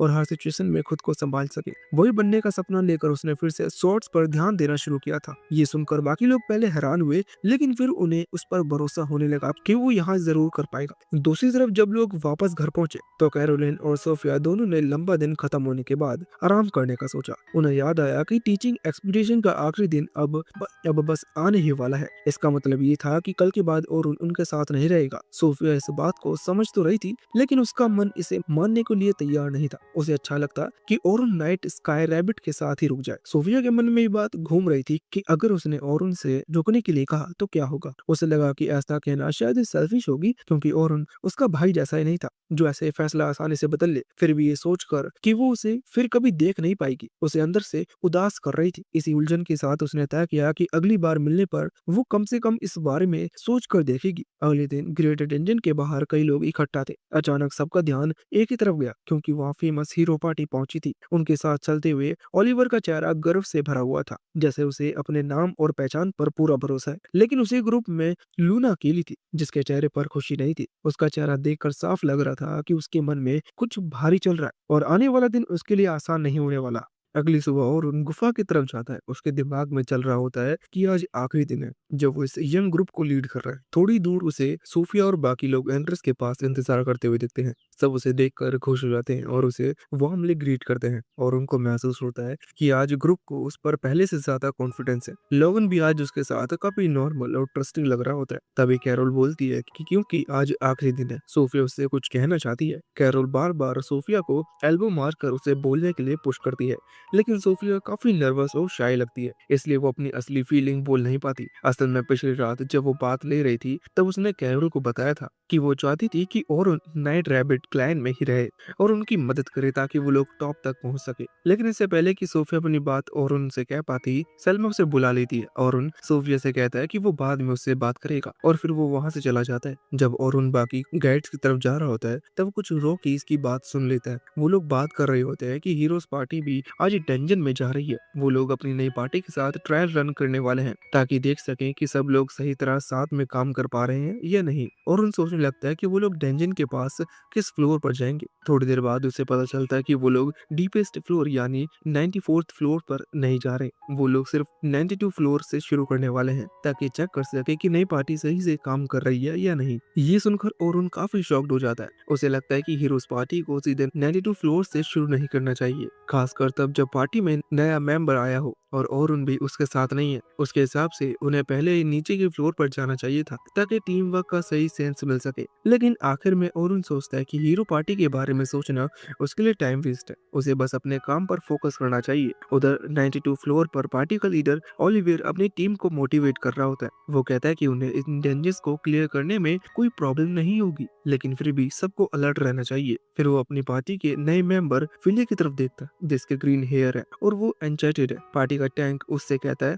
कि वो दिखाए कि वो क्या कर सकती है। तभी इडियट मेज बोल पड़ता है कि फिली को जैक ऑफ ऑल ट्रेड नहीं है जैसे औरुन था, इसलिए उन्हें कोई प्रॉब्लम नहीं होगी। ओलिवर फिर लूना की तरफ देखता है। लूना अब तक चुप खड़ी थी, वो जानबूझकर कुछ बोल नहीं रही थी क्योंकि वो कभी भी नहीं चाहती थी कि औरुन पार्टी छोड़कर जाए। लेकिन ओलिवर को लगता है कि इसे डेंजर रन के बाद लूना भी मान जाएगी कि उनका डिसीजन सही था और प्रॉब्लम औरुन नहीं था। असल में लूना उस प्लान का हिस्सा नहीं थी जो ओलिवर और बाकी लोगों ने और उनको पार्टी से निकालने के लिए बनाया था। उसे इसके बारे में उसी शाम पता चला था जब ओलिवर फिली को पार्टी में आने के लिए कांग्रेचुलेट कर रहा था और उसके वेलकम के लिए पार्टी रखी गई थी। उस पार्टी में एने और डेरेक और उनका मजाक उड़ा रहे थे। वो कह रहे थे कि अब उनके पास एक रियल एन्चेंटर है क्योंकि कोई बेकार जैक ऑफ ऑल नहीं, इसलिए वो जल्दी ही डंजन क्लियर करके 100th फ्लोर पर पहुंच जाएंगी। एने ने फिली से ये भी कहा था कि उनके पास बहुत सारा पैसा है, लेकिन और उन खर्च करने में बहुत केयरफुल था और कभी कभी अपनी पर्सनल जरूरतों के लिए खर्च नहीं करता था। ये सुनकर फिली और अनकंफर्टेबल हो जाता है। वो पूछती है कि क्या पार्टी फंड्स सिर्फ पार्टी के काम के लिए नहीं होते, लेकिन एने उसकी बात को इग्नोर कर देती है और कहती है कि उनके पास बहुत पैसा है और अगर पैसा खर्च ना किया जाए तो उसका क्या फायदा। तभी ओलिवर बीच में बोलता है और कहता है कि अब और उनके बारे में बात बंद करनी चाहिए क्योंकि अब वो उनके लिए इरेलेवेंट है। जैसे सब लोग फिले की पार्टी माने की खुशी में ग्लास उठाते हैं तभी लूला कमरे में तेजी से आती है और थोड़ा सांस फूल रहा होता है। वो ओलिवर से कहती है कि उसे जरूरी बातें करनी है। तभी लूना की नजर फिली पर पड़ती है जिसे वो अभी तक जानती भी नहीं। वो ओलिवर से पूछती है कि क्या वो दोनों प्राइवेट में बात कर सकते हैं, लेकिन ओलिवर कहता है कि जो भी बात है वो सबके सामने ही हो सकती है। अब लूना के पास कोई ऑप्शन नहीं होता। वो बताती है कि उसने अभी सुना है कि औरुन नाइट सिल्वर रैबिट के साथ रेड पर जा रहा है और वो पूछती है कि ऐसा कैसे हो सकता है। ये सुनकर ड्रेक और एने दोनों कंफ्यूज हो जाते हैं। एने पूछती है कि 3 दिन में वो नाइट सिल्वर रैबिट में कैसे शामिल हो सकता है, जबकि उन्होंने तो उसे बताया था कि वो कितना वीक है। ड्रेक कहता है कि शायद औरुन अभी भी अपना एस रैंक बैच दिखा रहा होगा जो उसे इस पार्टी की वजह से मिला था और उसी से उसे एक काम मिल गया होगा। लूना समझ नहीं पाती कि वो लोग क्या कर रहे हैं और ओलिवर से पूछते हैं। ओलिवर उसे शांत रहने और पूरी बात सुनने को कहता है, लेकिन उससे पहले कि एना बीच में बोल पड़ती है और लूना को बताती है कि औरुन 3 दिन पहले पार्टी छोड़ चुका है। ये सुनकर लूना पूरी तरह शॉक्ड हो जाती है। वो सोचने लगती है कि क्या औरुन ने आखिरकार उनसे हार मान ली है। तभी ड्रेक जोर से बोलता है कि बात उल्टी है और उन्हें पार्टी नहीं छोड़ी बल्कि उन्होंने ही उसे जबरदस्ती पार्टी से निकाल दिया क्योंकि वो उसे लूजर समझते थे। ये सुनकर लूना पूरी तरह हैरान हो जाती है। वो ओलिवियर की तरफ मुड़कर पूछती है कि क्या ये सच है। ओलिवर शांत तरीके से कहता है कि हाँ वो सच बोल रहे हैं। वो लूना को फिली से इंट्रोड्यूस करने की कोशिश करता है जो नया मेंबर है, लेकिन लूना तुरंत मना कर देती है। वो कहती है कि उसने पहले ही साफ कर दिया था कि और उनकी जगह कोई भी लेगा तो वो उसके खिलाफ खड़ी होगी। ये सुनकर पार्टी का टैंक गुस्से में आ जाता है और जोर से चिल्लाकर लूना से चुप रहने को कहता है क्योंकि नया मेंबर उसे ग्रीट करने की कोशिश कर रहा है। ओलिवर ड्रेक को शांत करता है और लूना को समझाने की कोशिश करता है। वो कहता है कि अब और उनकी पार्टी के लिए अच्छा नहीं है और आगे चलकर वो बस उन पर बोझ बन जाता, लेकिन लूना इससे बिल्कुल सहमत नहीं होती। वो कहती है कि और उन्हीं पार्टी का कोर था और उसी की वजह से वो लोग यहाँ तक पहुंचे थे। लूना साफ कहती है कि उसके बिना वो लोग आगे नहीं बढ़ पाएंगे। तभी एने बीच में बोलती है और कहती है कि सिर्फ लूना ही सोचती है कि और कोई खास था। वो कहती है कि अब कुछ भी बदल नहीं सकता क्योंकि डिसीजन पहले ही हो चुका है और ऑरन को पार्टी से निकाल दिया गया है। ओलिवर कहता है कि अब उन्हें आगे के प्लान पर फोकस करना चाहिए क्योंकि ये पहली बार है जब वो सब फिली के साथ काम करेंगे, इसलिए वो लोग 92 फ्लोर से शुरू करेंगे और धीरे धीरे 94th फ्लोर तक जाएंगे। लेकिन लूना इस प्लान को तुरंत मना कर देती है। वो कहती है कि उसे मरने का कोई शौक नहीं है जैसे बाकी लोगों को लगता है। ड्रेक हंसने लगता है और कहता है कि इसमें मरने जैसी कोई बात नहीं है क्योंकि लोग पहले ही 94th फ्लोर तक पहुंच चुके हैं। लूना जवाब देती है कि चाहे फुली एक स्किल्ड एन्चेंटर हो फिर भी उन्हें पहले नीचे वाले फ्लोर से शुरू करना चाहिए और उसके बाद ऊपर जाना चाहिए। ड्रेक फिर कहता है कि वो लोग पहले ही 93rd फ्लोर क्लियर कर चुके हैं तो नीचे से शुरू करने की जरूरत नहीं है। लूना कहती है कि वो लोग पागल हैं अगर ऐसा सोचते हैं क्योंकि 92 फ्लोर पर ब्लैक ड्रैगन होता है और पिछली बार उससे लड़ते वक्त वो लोग मुश्किल से बच पाए थे। एना हंसकर कहती है कि उस समय उनकी टीम में वीक एन्चेंटर था, इस बार ड्रैगन से लड़ना आसान होगा। ओलिवर कहता है कि वो लोग बस देखना चाहते हैं कि नई पार्टी साथ में कैसा काम करती है, उन्हें डेंजन से लड़ने की जरूरत नहीं पड़ेगी। लूना फिर भी कहती है कि उन्हें नीचे से शुरू करना चाहिए लेकिन ओलिवर उसे बीच में ही रोक देता है और कहता है कि डिसीजन पहले ही हो चुका है और अब बदला नहीं जाएगा। फिर कहानी वापस डेंजन में आती है। 92 फ्लोर पर हीरोज पार्टी का सामना एक मेहमत से होता है जिसे पिछली बार उन्होंने आसानी से हरा दिया था, लेकिन इस बार उन्हें उससे लड़ने में दिक्कत हो रही थी। ओलिवर मेहमत की तरफ दौड़ता है और अपनी तलवार से अटैक करने की कोशिश करता है लेकिन मेहमत उस अटैक को रोक देता है और ओलिवर पीछे हटकर कवर में चला जाता है। डेरेक भी किसी काउंटर अटैक के लिए तैयार खड़ा रहता है। कवर के पीछे आते ही ओलिवर का बफ खत्म हो जाता है और उसे लगता है जैसे उसे शरीर पर अचानक बहुत भारी वेट आ गया हो। वो फिली से पूछता है कि बफ इतनी जल्दी क्यों खत्म हो रहा है। फिली कहती है कि उसने अभी तक ये पूरी तरह समझा नहीं कि वो लोग साथ में कैसे लड़ते हैं, इसलिए अभी ऐसा हो रहा है। ये सुनकर ओलिवर को हैरानी होती है क्योंकि उसे याद आता है कि औरों ने डेंजन में उनके साथ पहले ही दिन कुछ घंटों में सब समझ लिया था। तभी मेहमत ड्रीक की तरफ एनर्जी ब्लास्ट फेंकता है। ड्रीक उसे ब्लॉक करने की कोशिश करता है लेकिन उसका बैलेंस बिगड़ जाता है और बीम एना की तरफ मुड़ जाती है। एना गुस्से में डेरेक को इडियट कहती है। डेरेक भी हैरान होता है क्योंकि अटैक उसके लिए ब्लॉक करना आसान होना चाहिए था। एना मॉन्स्टर की तरफ फायर ब्लास्ट फेंकती है लेकिन उससे मेहमत को कोई खास नुकसान नहीं होता। ओलिवर चिल्लाकर कहता है कि वो सीरियस होकर अटैक करे। एना कहती है कि वो वही कर रही है जो हमेशा करती थी लेकिन उसी वजह से उसके अटैक कमजोर लग रहे हैं। ओलिवर फिली से कहता है कि वो एना की मैजिक पावर फिर से बढ़ाए। फिली वैसा ही करती है लेकिन जब एना फिर फायर ब्लास्ट करती है तब भी मेहमत पर कोई असर नहीं पड़ता। मेहमत गुस्से में फिर पावर ब्लास्ट करता है जो लगभग एना को लग जाता है लेकिन वो किसी तरह एक पत्थर के पीछे छिप जाती है। ओलिवर हैरान रह जाता है क्योंकि फिली की मैजिक तो औरों से भी ज्यादा स्ट्रांग होनी चाहिए थी, फिर भी वो लोग उस मॉन्स्टर के सामने स्ट्रगल कर रहे होते हैं। एक और एनर्जी बीम ओलिवर की तरफ आता है और वो मुश्किल से उससे बचता है। अगला अटैक ड्रीक ब्लॉक करता है। ओलिवर आने से कहती है कि वो मॉन्स्टर के पीछे जाकर अटैक करे लेकिन मॉन्स्टर उसे रोक देता है और वो पीछे भागने पर मजबूर हो जाती है। ओलिवर फिली से कहता है कि वो मॉन्स्टर के अटैक पर नजर रखे और उन्हें वॉर्न करे। फिली कहती है कि वो एक साथ इतने काम नहीं कर सकती। ओलिवर कहता है कि बैटलफील्ड के फ्लो को देखना एन्चेंटर का काम ही होता है। एना गुस्से में फिली को यूजलेस कहती है और कहती है कि उसे पार्टी में लेना ही नहीं चाहिए था। ओलिवर समझाने लगता है कि उनकी पूरी टीम पहले जितनी स्ट्रॉन्ग नहीं लग रही, वो अपनी तलवार की पूरी पावर भी इस्तेमाल नहीं कर पा रहा। थ्योरी के हिसाब से फिली की मैजिक उन्हें बहुत ज्यादा पावर देनी चाहिए थी लेकिन कुछ तो गलत हो रहा है। तभी डेंजन की गहराई से ब्लैक ड्रैगन बाहर आता है और उनकी तरफ उड़कर आने लगता है। ड्रैगन को देखकर लूना डर से पसीना पसीना हो जाती है और चिल्लाकर कहती है कि उन्हें तुरंत यहाँ से निकलना चाहिए। ड्रैगन जमीन पर उतरता है और बिना किसी मुश्किल के मेहमत को कुचल देता है। ओलिवर हैरान होता है क्योंकि ड्रैगन को अपनी जगह से बाहर नहीं आना चाहिए था, फिर भी वो वहां जाने से मना कर देता है और कहता है कि उन्हें उसे बस एक बार हराया था और फिर से हरा देगा। ड्रीक ड्रैगन की फायरबॉल ब्लॉक करने के लिए खड़ा होता है लेकिन इस बार उसकी ताकत पहले जैसी नहीं होती और वो सीधा पीछे फेंक दिया जाता है। एना फायरबॉल अटैक करने की कोशिश करती है लेकिन रॉक के पीछे होने के बावजूद भी वो भी ब्लास्ट से उछलकर बेहोश हो जाती है। लूना ओलिवर से कहती है कि उन्हें भागना होगा लेकिन ओलिवर फिली से बफ मांगता है और ड्रैगन के फायरबॉल के सामने अपना स्ट्रॉन्गेस्ट अटैक करता है। वो किसी तरह खुद को संभालता है लेकिन शॉक वेव से पीछे धकेल दिया जाता है। वो घुटनों के बल गिर जाता है और समझ ही नहीं पाता कि क्या करे। लूना उसे पकड़कर उठाती है और कहती है कि उन्हें इमरजेंसी टेलीपोर्ट क्रिस्टल इस्तेमाल करना होगा, नहीं तो वो बस मारे जाएंगे। फिली कहता है कि इमरजेंसी टेलीपोर्ट उन्हें सीधा किसी लोअर रैंक बॉस रूम में भेज देगा और वहाँ उन्हें लड़ना पड़ेगा, लेकिन लूना कहती है कि उनके पास कोई और ऑप्शन नहीं है। ओलिवर मान जाता है और अपनी टीम को पकड़कर पोर्टल खोल देता है ताकि वो भाग सके, लेकिन जैसे पोर्टल में जाने वाले होते हैं ड्रैगन अचानक अटैक करता है और उन्हें पीछे धकेल देता है। फिर वो खुद भी पोर्टल के अंदर चला जाता है और गायब हो जाता है। पहले ड्रिक को लगता है कि ये ठीक हुआ लेकिन लूना कहती है कि ये बहुत बुरा हुआ है क्योंकि अब कोई लो रैंक एडवेंचर पार्टी ड्रैगन के हाथों मारी जाएगी।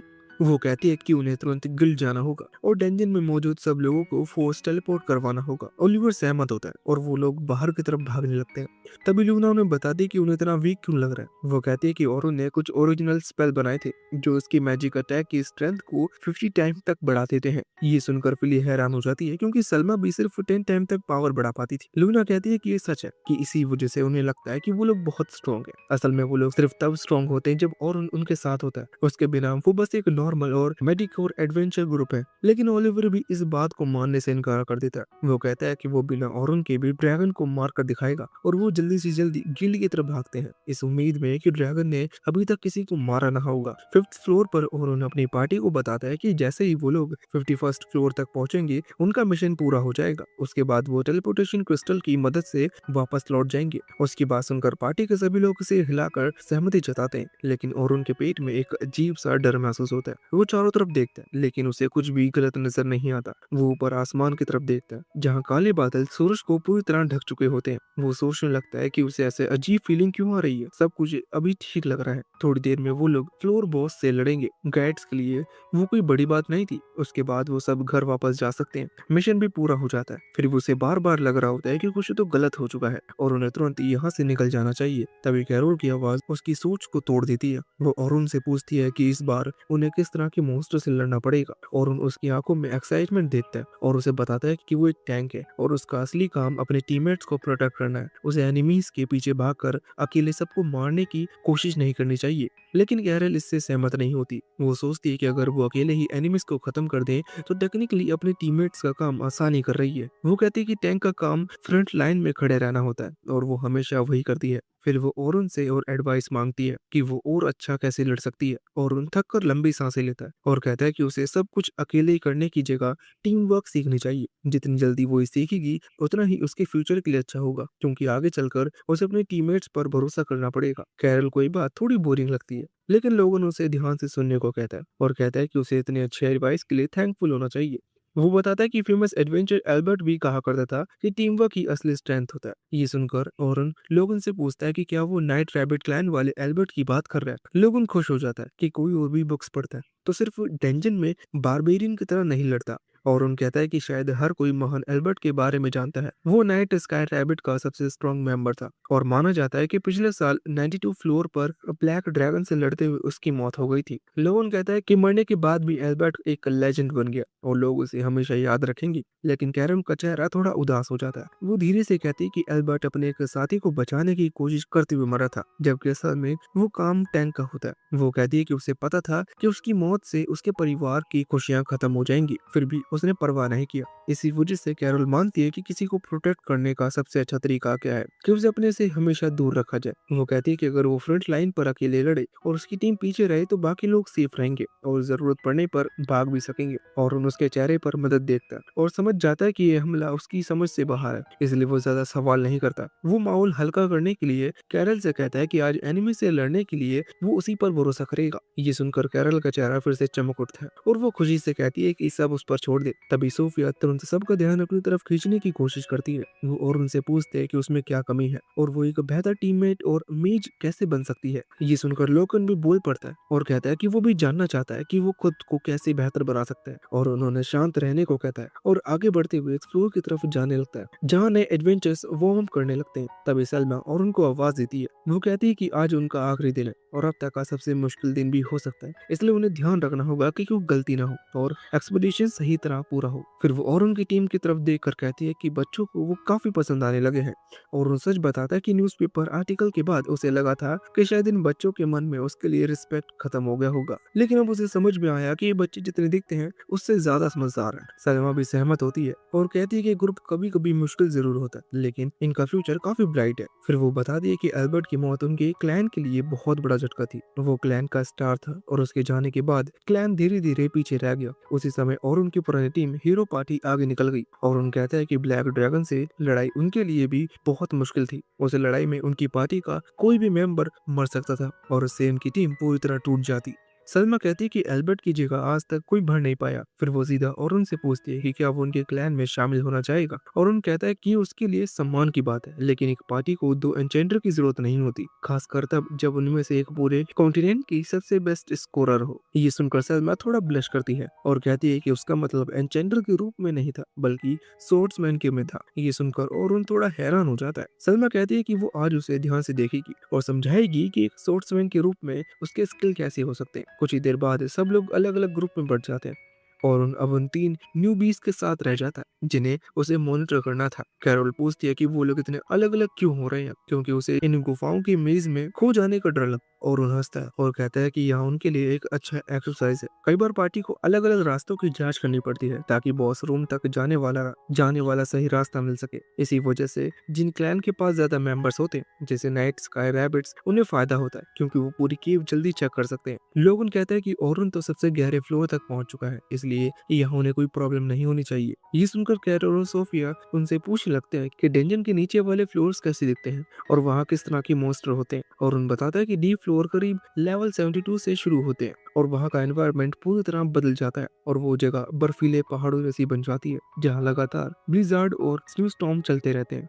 वो ये भी बताता है कि वहाँ आइस लिज़ार्ड भी होते हैं जो अंधेरे से छिपकर इंतजार करते रहते हैं कि कोई सो जाए। इतना कहकर और उन्हें कहता है कि अभी इन सब बातों के बारे में ज्यादा सोचने की जरूरत नहीं है और उन्हें अपने काम पर ध्यान देना चाहिए। वो लोग डंजन के अंदर और गहराई में जाने लगते हैं। पूरी की अजीब तरह से खाली लग रही होती है जिससे माहौल थोड़ा डरावना लगता है। लोगन कहता है कि उन्होंने अभी तक इस फ्लोर पर एक भी मॉन्स्टर नहीं देखा। वो और उनसे पूछता है कि क्या 40th फ्लोर हमेशा ऐसे ही रहता है और उनसे हिलाकर मना करता है। उसके पेट में जो अजीब फीलिंग थी वो अब और मजबूत होने लगती है। उसे लगने लगता है कि शायद आज डंजन में सच में कुछ बहुत गलत हो रहा है। कैरोल शोर मचाने लगती है कि वो जल्दी से किसी मॉन्स्टर से लड़ना चाहती है। तभी एक पत्थर के पीछे एक ब्लू गॉब्लिन बाहर आता है। कैरोल उसे देखकर खुश हो जाती है और बिना सोचे समझे उसकी तरफ दौड़ पड़ती है और उसे रोकने की कोशिश करता है, लेकिन वो आगे निकल चुकी होती है। तुरंत और एक डेफ स्पेल इस्तेमाल करता है जिससे गॉब्लिन की स्पीड कम हो जाती है। इसी वजह से कैरोल एक तेज अटैक से उसे मार देती है। कैरोल खुशी मनाने लगती है, लेकिन औरन उसे डांटता है कि उसे बिना सोचे एनिमीज पर हमला नहीं करना चाहिए। वो समझाता है कि ब्लू गॉब्लिन्स बहुत तेज और स्ट्रॉन्ग होते हैं। अगर कैरल को कुछ हो जाता तो लोगन और सोफिया को भी अपनी पोजीशन छोड़नी पड़ती और वो भी खतरे में पड़ जाते। कैरल अपनी गलती समझ जाती है तब औरन उसे एक नई फाइटिंग टेक्निक सिखाने लगता है जिसे एक्टिव डिफेंस कहा जाता है। वो बताता है कि उसे एनिमीज की मूवमेंट पर ध्यान देना चाहिए और सही समय पर अटैक करना चाहिए, ठीक उस पल जब एनिमीज अपना अटैक शुरू करने वाला हो। इस एनिमी का अटैक होने से पहले ही रुक जाएगा और उसकी टीम को बड़ा एडवांटेज मिलेगा। कैरोल ये सुनकर हैरान रह जाती है, लेकिन तभी लोगन उसे साइड में धकेल कर खुद भी एडवाइस मांगने लगता है। उसी समय और उन्हें पीछे मुड़कर देखने को कहता है क्योंकि दो वुल्फ मॉन्स्टर उनकी तरफ दौड़ रहे होते हैं, लेकिन वो मॉन्स्टर उन तक पहुंच पाते उससे पहले ही एक मैजिकल ट्रैप एक्टिवेट हो जाता है और जमीन से निकले स्पाइक उनके शरीर को खत्म कर देते हैं। और उन लोगों को बताता है कि उसे ट्रैप स्पेल से साइड में धकेल कर खुद भी एडवाइस मांगने लगता है। उसी समय और उन्हें पीछे मुड़कर देखने को कहता है क्योंकि दो वुल्फ मॉन्स्टर उनकी तरफ दौड़ रहे होते हैं, लेकिन वो मॉन्स्टर उन तक पहुंच पाते उससे पहले ही एक मैजिकल ट्रैप एक्टिवेट हो जाता है और जमीन से निकले स्पाइक उनके शरीर को खत्म कर देते हैं। और उन लोगों को बताता है कि उसे ट्रैप स्पेल से शुरू करना चाहिए, इससे उसकी टीम सामने वाले एनिमी पर फोकस कर पाएगी और पीछे से कौन अटैक कर सकता है उसकी चिंता नहीं रहेगी। लोगन उसकी हर बात बहुत ध्यान से सुनता है और अपने मन में सोचता है कि उसे हर तरह से बिल्कुल ओरन जैसा मेज बनना है। फिर ओरन सोफिया की तरफ मुड़ता है और उसे बताता है कि उसे एक साथ दो मैजिक स्पेल इस्तेमाल करना चाहिए। सोफिया को ये सुनकर लगता है कि ये काफी मुश्किल होगा, लेकिन ओरन उसे समझाता है कि ये इतना कठिन नहीं है जितना सुनने में लगता है और थोड़ी प्रैक्टिस के साथ कोई भी एक साथ दो स्पेल चला सकता है। वो ये भी बताता है कि एडवांस लेवल की कास्टर तो एक साथ कई स्पेल भी चला सकते हैं। ये सुनकर सोफिया हैरान रह जाती है और पूछती है कि वो बस वही स्पेल क्यों ना सीखे जो वो पहले से इस्तेमाल करती है, लेकिन उसका स्ट्रॉन्ग वर्जन हो। तब ओरन समझाता है कि स्ट्रॉन्ग मैजिक अटैक इस्तेमाल करने में उन्हें तैयार करने और प्रोसेस करने में समय लग जाता है और उस दौरान मेज कुछ भी नहीं कर पाता और पूरी तरह खुला रह जाता है। अगर वो मल्टीपल स्पेल इस्तेमाल करना सीख ले तो पहला स्पेल फायर होने से पहले ही दूसरा स्पेल तैयार कर सकती है। इससे उसके बीच का खाली समय लगभग खत्म ही हो जाएगा और लड़ाई से उसे कमजोरी का सामना नहीं करना पड़ेगा। आखिरकार वो बॉस रूम तक पहुंच जाते हैं जहां गार्ड्स एक साथ आते हैं और न्यूबीज से कहते हैं कि वो पीछे खड़े होकर देखें। जबकि वो बॉस से लड़ते हैं और उन बाकी सबके साथ बॉस रूम में जाता है और सबको कहता है कि वो अटैक पर फोकस करे और वो उन्हें जितना हो सके सपोर्ट करेगा। लड़ाई शुरू होते ही और तुरंत मौका पकड़कर मॉन्स्टर के पैरों पर वार करता है, ठीक उसी समय जब वो अटैक करने वाला होता है और मॉन्स्टर पीछे लड़खड़ा जाता है। इससे पहले कि मॉन्स्टर खुद को संभाल पाता और पहले ही उसके पीछे ट्रैप लगा चुका होता है जो बॉस के पीछे दीवार बना देता है और उसे बचने नहीं देता। सलमा तुरंत मल्टीकास्ट मैजिक इस्तेमाल करती है और एक साथ 5 मैजिक सर्कल बनाकर लड़ाई खत्म कर देता है। न्यूबीज ये सब देखकर हैरान रह जाते हैं क्योंकि पूरी लड़ाई एक पल में खत्म हो जाती है। लोगों को यकीन नहीं होता कि ई रैंक एडवेंचर्स इतनी सटीकता से लड़ते हैं जहाँ एक भी कदम बेकार नहीं जाता और सब कुछ बिल्कुल परफेक्ट होता है। इसके बाद एक्सपीडिशन आगे बढ़ती है और एक एक करके कई फ्लोर साफ करते हुए आखिर में फ्लोर 50 के बॉस रूम तक पहुंच जाती हैं। वहां का बॉस बहुत ही बड़ा क्रैब निकलता है जिसका शेल लगभग टूटने वाला नहीं होता। सलमा ओरुन से कहती है कि वो उन सब में सबसे स्ट्रांग है और अगर वो क्रैब के बड़े क्लो को काट देती है तो बाकी लोग आसानी से उसे खत्म कर सकते हैं और सब लोग घर लौटकर जश्न मना सकते हैं। ओरुन मुस्कुराता है और अपनी तलवार निकालकर कॉन्फिडेंस के साथ मॉन्स्टर की तरफ बढ़ता है। टैंक उसे सावधान रहने को कहता है क्योंकि क्रैब की शेल बहुत मजबूत होती है और उसे तोड़ना मुश्किल होती है, लेकिन ओरुन को जैसे इसकी परवाह नहीं होती। वो हवा में छलांग लगाता है और क्रैब की जॉइंट पर अपनी तलवार मारता है और आसानी से उसे बड़े क्लो को काट देता है जिससे सबसे बड़ा खतरा खत्म हो जाता है। इसके बाद सलमा और बाकी लोग मिलकर मॉन्स्टर को खत्म कर देते हैं और एक्सपीडिशन खत्म होने पर सब लोग खुश होकर तालियां बजाते हैं और वापस जाने की तैयारी करते हैं। लेकिन उनकी खुशी ज्यादा देर तक नहीं टिकती क्योंकि अचानक और उनको बहुत भारी डर की फीलिंग होने लगती है और अचानक रियलिटी जैसे टूट जाती है और एक रिफ्ट ब्लैक ड्रैगन निकलकर सीधा उनकी तरफ उड़ता हुआ आता है। ब्लैक ड्रैगन को देखकर और उनका खून जैसे जम जाता है और वो सबको भागने के लिए चिल्लाता है, लेकिन लगता है कि सिर्फ वही सोच पा रहा है क्योंकि बाकी ए रैंक गार्ड्स भी उस भारी प्रेशर की वजह से अपनी जगह पर जमे हुए खड़े थे। कोई हिल भी नहीं पा रहा था और सबके मन में यही सवाल है कि ऐसा कैसे हो सकता है कि इतना खतरनाक मॉन्स्टर इतने नीचे के फ्लोर पर आ गया। सलमा ही एक ऐसी थी जो थोड़ा बहुत सोच पा रही है लेकिन वो भी हिल नहीं पा रही। उसे समझ में आता है कि उसे अभी कमांड लेनी होगी ताकि रोक इस यहाँ से बचकर निकल सके। ड्रैगन की ओरा इतनी भारी होती है कि हवा भी भारी लगने लगती है और सांस लेना मुश्किल होने लगता है। सलमा को ब्लैक ड्रैगन के बारे में सुनी हुई सारी डरावनी बातें याद आने लगती है कि ये मॉन्स्टर एडवेंचर्स को मारकर पहचान के लायक भी नहीं छोड़ता। इसी बीच और जल्दी जल्दी सोचने लगता है कि इस हालत से कैसे निकला जाए। तभी उसे याद आता है कि इस फ्लोर का बॉस पहले ही मारा जा चुका है, जिसका मतलब है कि अगर वो केव के आखिर में मौजूद क्रिस्टल तक पहुंच जाए तो टेलीपोर्ट करके वापस जा सकते हैं। यही एक रास्ता है। वो पीछे मुड़कर सबको अपनी प्लान बताने की सोचता है लेकिन देखता है कि सब लोग जैसे ट्रांस में खड़े हैं और ड्रैगन को घूर रहे हैं। मॉन्स्टर आमतौर पर बड़े ग्रुप्स की तरफ खींचते हैं, इसलिए ड्रैगन भी वही करेगा और अगर वो अभी नहीं हिले तो सब खत्म हो जाएगा। एक पल के लिए और उनके मन में आता है कि वो अकेले क्रिस्टल तक भाग जाए क्योंकि शायद वो खुद बच सकता है, लेकिन वो तुरंत इस सोच को अपने दिमाग से निकाल देता है और समझ जाता है कि उसे ड्रैगन से लड़कर बाकी सबको भागने का समय देना होगा। वो तय करता है कि वो अपने साथियों को कभी धोखा नहीं देगा और ड्रैगन से लड़ेगा। वो अपनी तलवार कसकर पकड़ता है और बाकी गाइड्स को पोजीशन लेने के लिए चिल्लाता है जिससे सब लोग ट्रांस से बाहर आ जाते हैं। सलमा भी होश में आ जाती है और तुरंत आदेश देती है कि रॉकिस को बचाने के लिए डिफेंसिव फॉर्मेशन बनाओ। इमेज तुरंत मैजिक बैरियर बनाती है ताकि ड्रैगन के अटैक का डैमेज रोका जा सके, लेकिन सलमा को समझ में आता है कि उसका मैजिक इतना स्ट्रॉन्ग नहीं है कि ड्रैगन के ब्लास्ट को रोक सके। उधर ओरुन बिना डरे ड्रैगन की तरफ दौड़ता है और साथ ही एक प्रोटेक्टिव स्पेल डाल देता है जिससे गाइड्स की डिफेंस बढ़ जाती है। उसी वजह से सब लोग बच जाते हैं वरना वो उसी पल राख बन जाते। ओरुन ड्रैगन के अटैक से बचते हुए पीछे हटता है और उसे पूरा मौका नहीं देता कि वो बड़ा अटैक चार्ज कर सके। वो जल्दी से एक छोटा डैगर निकालकर ड्रैगन की आंख की तरफ फेंकता है। ड्रैगन तुरंत अपनी आंख बंद कर लेता है ताकि वो अंधा ना हो जाए, लेकिन यही ओरुन की प्लान होती है। उसी पल का फायदा उठाकर वो ड्रैगन की तरफ छलांग लगाता है और एक ही वार में उसका सिर काटने की कोशिश करता है। उस वार से इतनी तेज ब्लास्ट होता है कि पूरा कीव धुआं और धूल से भर जाता है। गार्ड्स को लगता है कि शायद ड्रैगन मर गया, लेकिन ओरुन को पता होता है कि ऐसा नहीं हुआ। जैसी धूल हटती है ड्रैगन गुस्से में चिल्लाते हुए फिर से खड़ा हो जाता है और उसे कोई नुकसान नहीं हुआ था। ओरुन तुरंत गाइड को आदेश देता है कि रॉकिस को चारों तरफ से कवर करो और किसी भी हालत में उन्हें चोट नहीं लगनी चाहिए, जबकि वो ड्रैगन का ध्यान अपनी तरफ खींचेगा। सलमा को इस प्लान पर थोड़ी सी चिंता होती है, लेकिन ओरुन उसे भरोसा दिलाता है कि उसके पास एक प्लान है। इसके बाद ओरुन ड्रैगन की तरफ दौड़ पड़ता है। ड्रैगन आग वाला अटैक छोड़ता है, लेकिन ओरुन हर बार उसे बचता हुआ मॉन्स्टर के चारों तरफ घूमता रहता है ताकि उसका ध्यान उसकी तरफ रख सके। सलमा और बाकी लोग ओरुन की स्किल और हिम्मत देखकर हैरान रह जाते हैं। क्योंकि वो अकेले ही ड्रैगन का सामना कर रहा होता है। सलमा के मन में सवाल आता है कि क्या उसे ओरुन को अकेले इस खतरनाक मॉन्स्टर से लड़ने देना सही है, वही मॉन्स्टर जिसने महान हीरो एल्बर्ट को भी मार दिया था। उसे एहसास होता है कि अब वो ओरुन की बहुत परवाह करने लगी है और अगर उसे कुछ हो गया तो वो टूट जाएगी। लेकिन ओरुन पूरी तरह फोकस में होता है। वो एक के बाद एक ड्रैगन के अटैक से बचता है और एक बार तो ड्रैगन का अटैक उसी पर वापस लौटा देता है, जिससे ड्रैगन और भी गुस्से में आ जाता है। लोगन और सोफिया ये देखकर हैरान रह जाते हैं क्योंकि उन्होंने कभी रिफ्लेक्शन मैजिक नहीं देखा होता। असल में दुनिया के सबसे अच्छे मैजिस भी ऐसा नहीं कर पाते क्योंकि मैजिक रिफ्लेक्शन और उनका खुद का बनाया हुआ स्पेल है जो किसी भी मैजिक अटैक को दुगनी ताकत से वापस भेज देता है। फिर भी ड्रैगन की स्किल्स इतनी मजबूत होती हैं कि इतना बड़ा फायर ब्लास्ट खाने के बाद भी उसे कुछ होता नहीं। तब हॉरन समझ जाता है कि अब उसे रिस्क लेना पड़ेगा। वो तुरंत मल्टी का स्टेटस बूस्ट इस्तेमाल करता है और एक साथ 6 मैजिक सर्कल्स बनाकर अपनी ताकत बढ़ा लेता है। सलमा ये देखकर दंग रह जाती है क्योंकि हाई लेवल मेजिस भी 3 से ज्यादा सर्कल बनाते समय स्ट्रगल करते हैं,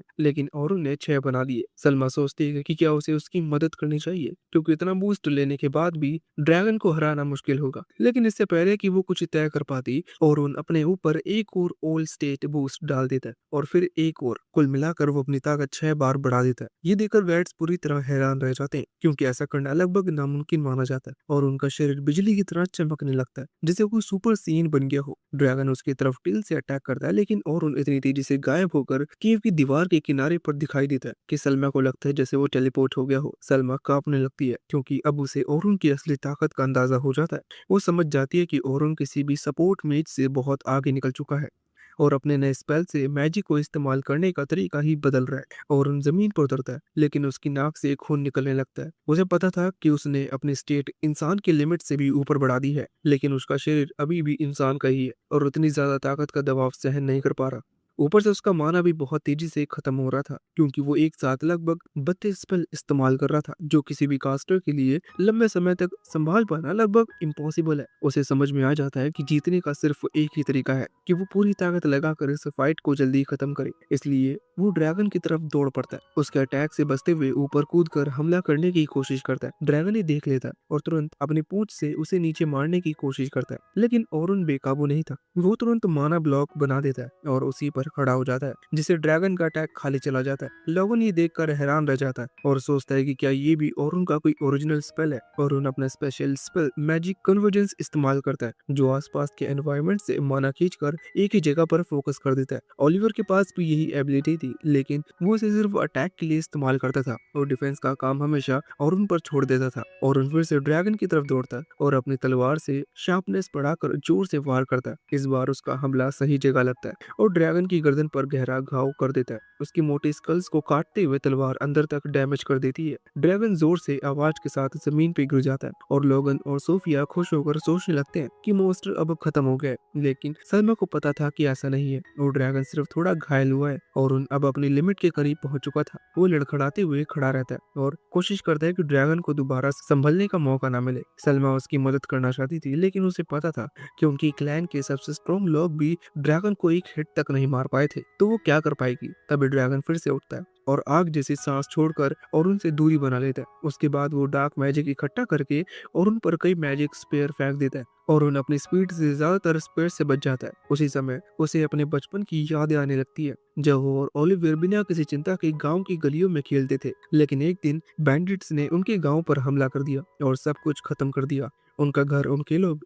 फिर कभी अपने लोगों को खोना ना पड़े। इन यादों से ओरुन को और ताकत मिली और वो धूल के बीच से ड्रैगन की तरफ बढ़ता रहा। ड्रैगन अपना सबसे खतरनाक अटैक चार्ज करने लगता है जिसे कई एडवेंचर्स की मौत का कारण माना जाता है। ओरुन तैयार हो जाता है और सब स्पेयर्स उसकी तरफ आती हैं।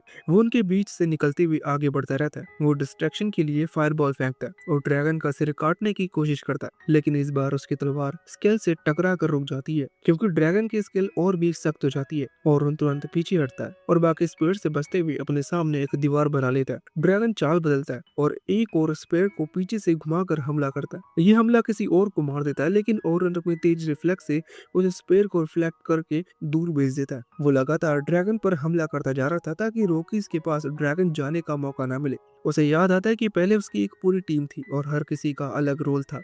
लेकिन अब वो अकेला लड़ रहा था। फिर भी वो अपने वादों को याद करता है कि वो ड्रैगन को अकेले हराएगा और ऐसा एडवेंचर बनेगा जिसे सरवाइव करने के लिए किसी पार्टी की जरूरत ना पड़े। वो एक ट्रैप स्पेल लगा देता है जो लगातार ड्रैगन पर हमला करता रहता है और उसे थोड़ा समय मिल जाता है। वो अपनी तलवार से मैजिक कन्वर्जेंस भरना शुरू करता है, बिल्कुल ओलिवर की अल्टीमेट अटैक की तरह। लेकिन उसकी तलवार पूरी काली एनर्जी से भरी होती है। वो पूरी ताकत से हमला करता है और ड्रैगन के सीने पर जोरदार वार करता है, लेकिन ड्रैगन फिर से उठ खड़ा होता है और हमला शुरू कर देता है और उन बार बार उसके अटैक से बचता रहता है। उसकी बफ्स धीरे धीरे खत्म होने लगते हैं, इसलिए वो बचा हुआ माना लगाकर खुद को फिर से बूस्ट करता है और जोरदार वार से ड्रैगन को आसमान से नीचे गिरा देता है। फिर भी वो ड्रैगन जिंदा रहता है और फिर खड़ा हो जाता है और उन भारी सांस लेता है और समझ जाता है कि दोनों अब अपनी आखिरी ताकत पर है। उसकी तलवार भी टूटकर टुकड़ों में बिखर जाती है।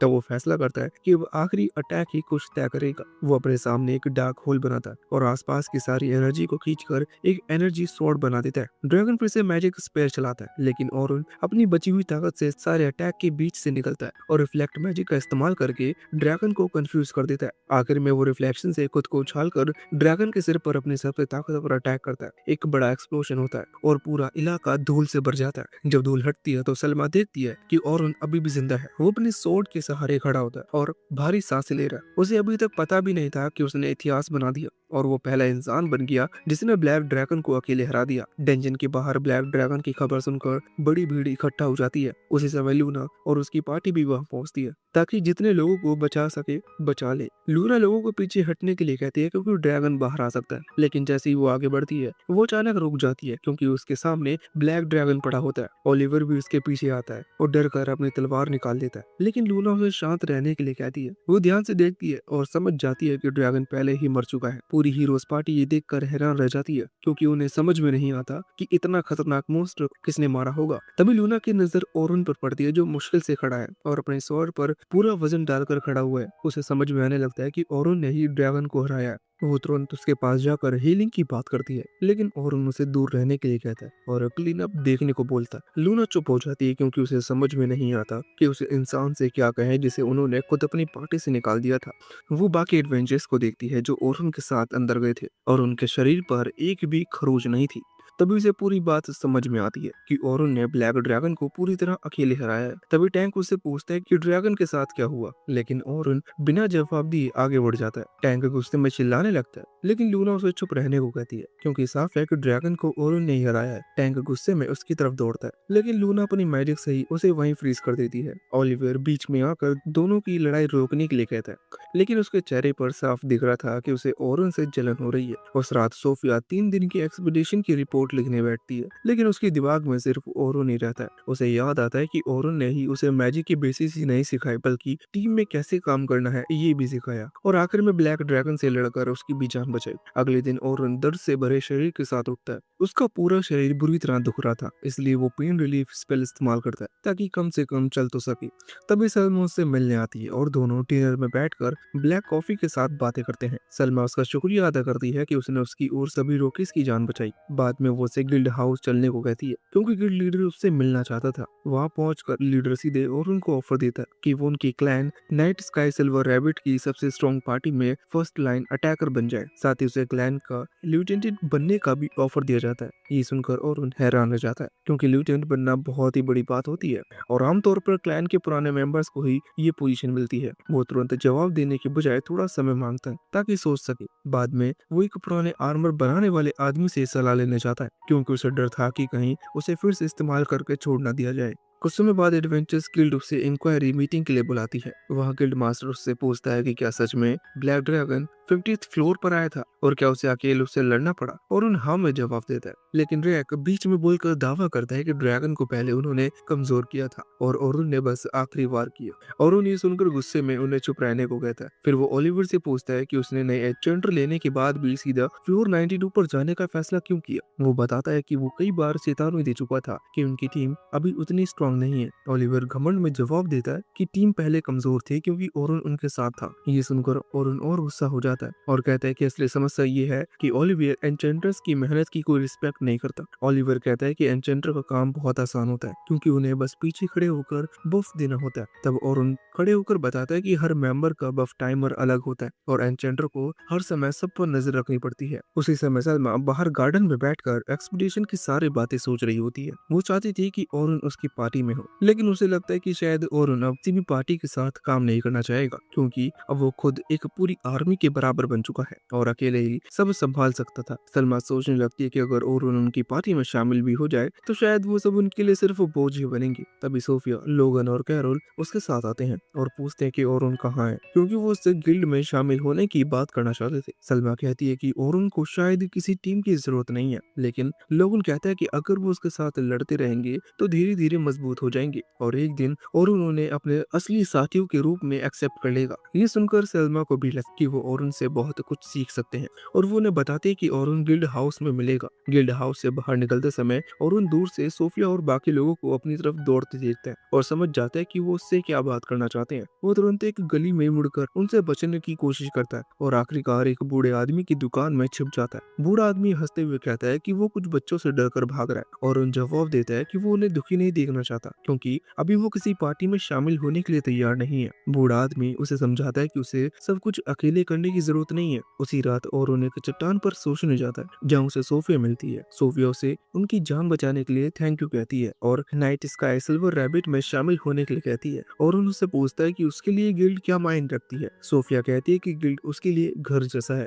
और यही वो बिलोंग करती है। ये सुनकर ओरुन अपना फैसला करता है और अगली सुबह वो गिल्ड लीडर से मिलकर नाइट स्काई सिल्वर रैबिट में शामिल होने का ऑफर एक्सेप्ट कर लेता है। कुछ समय बाद ओरुन को अपने बचपन की याद आती है जब वो ओलिवर के साथ ट्रेनिंग करता था। उस समय उसकी दोस्त सियोन भी उसके साथ थी जो उस पर बहुत भरोसा करती थी, लेकिन बाद में सियोन को एक ये गलत खबर मिलती है कि ओरुन चर्च की दवा की वजह से मर गया। ये सुनकर उसका दिल टूट जाता है और वो चर्च से बदला लेने की कसम खा लेती है। इसी वजह से वो एक खतरनाक कल्ट में शामिल हो जाती है। इधर ओरुन नाइट स्काई सिल्वर रैबिट की मीटिंग में शामिल होता है जहाँ लीडर सबको बताता है कि ब्लैक ड्रैगन को हराने में ओरुन की सबसे बड़ी भूमिका थी। वो ऐलान करता है कि ओरुन को क्लैन का नया लिeutenant बनाया जाएगा ताकि वो हीरो एल्बर्ट की जगह ले सके। कुछ लोग इस फैसले का सवाल उठाते हैं, लेकिन ओरुन साफ कहता है कि वो क्लैन के लिए नहीं बल्कि अपने साथियों के लिए सपोर्ट करने के लिए लड़ेगा। आखिरकार वोट लिया जाता है और भारी वोट से ओरुन नाइट स्काई सिल्वर रैबिट का नया लिeutenant बन जाता है। ओटिस भी अटैक में शामिल होने वाली थी और उसका काम था कि उसकी हीलिंग मैजिक हर समय रेडी रहे। सलमा सबको बफ देती रही और पूरी टीम को ऑर्डर देती,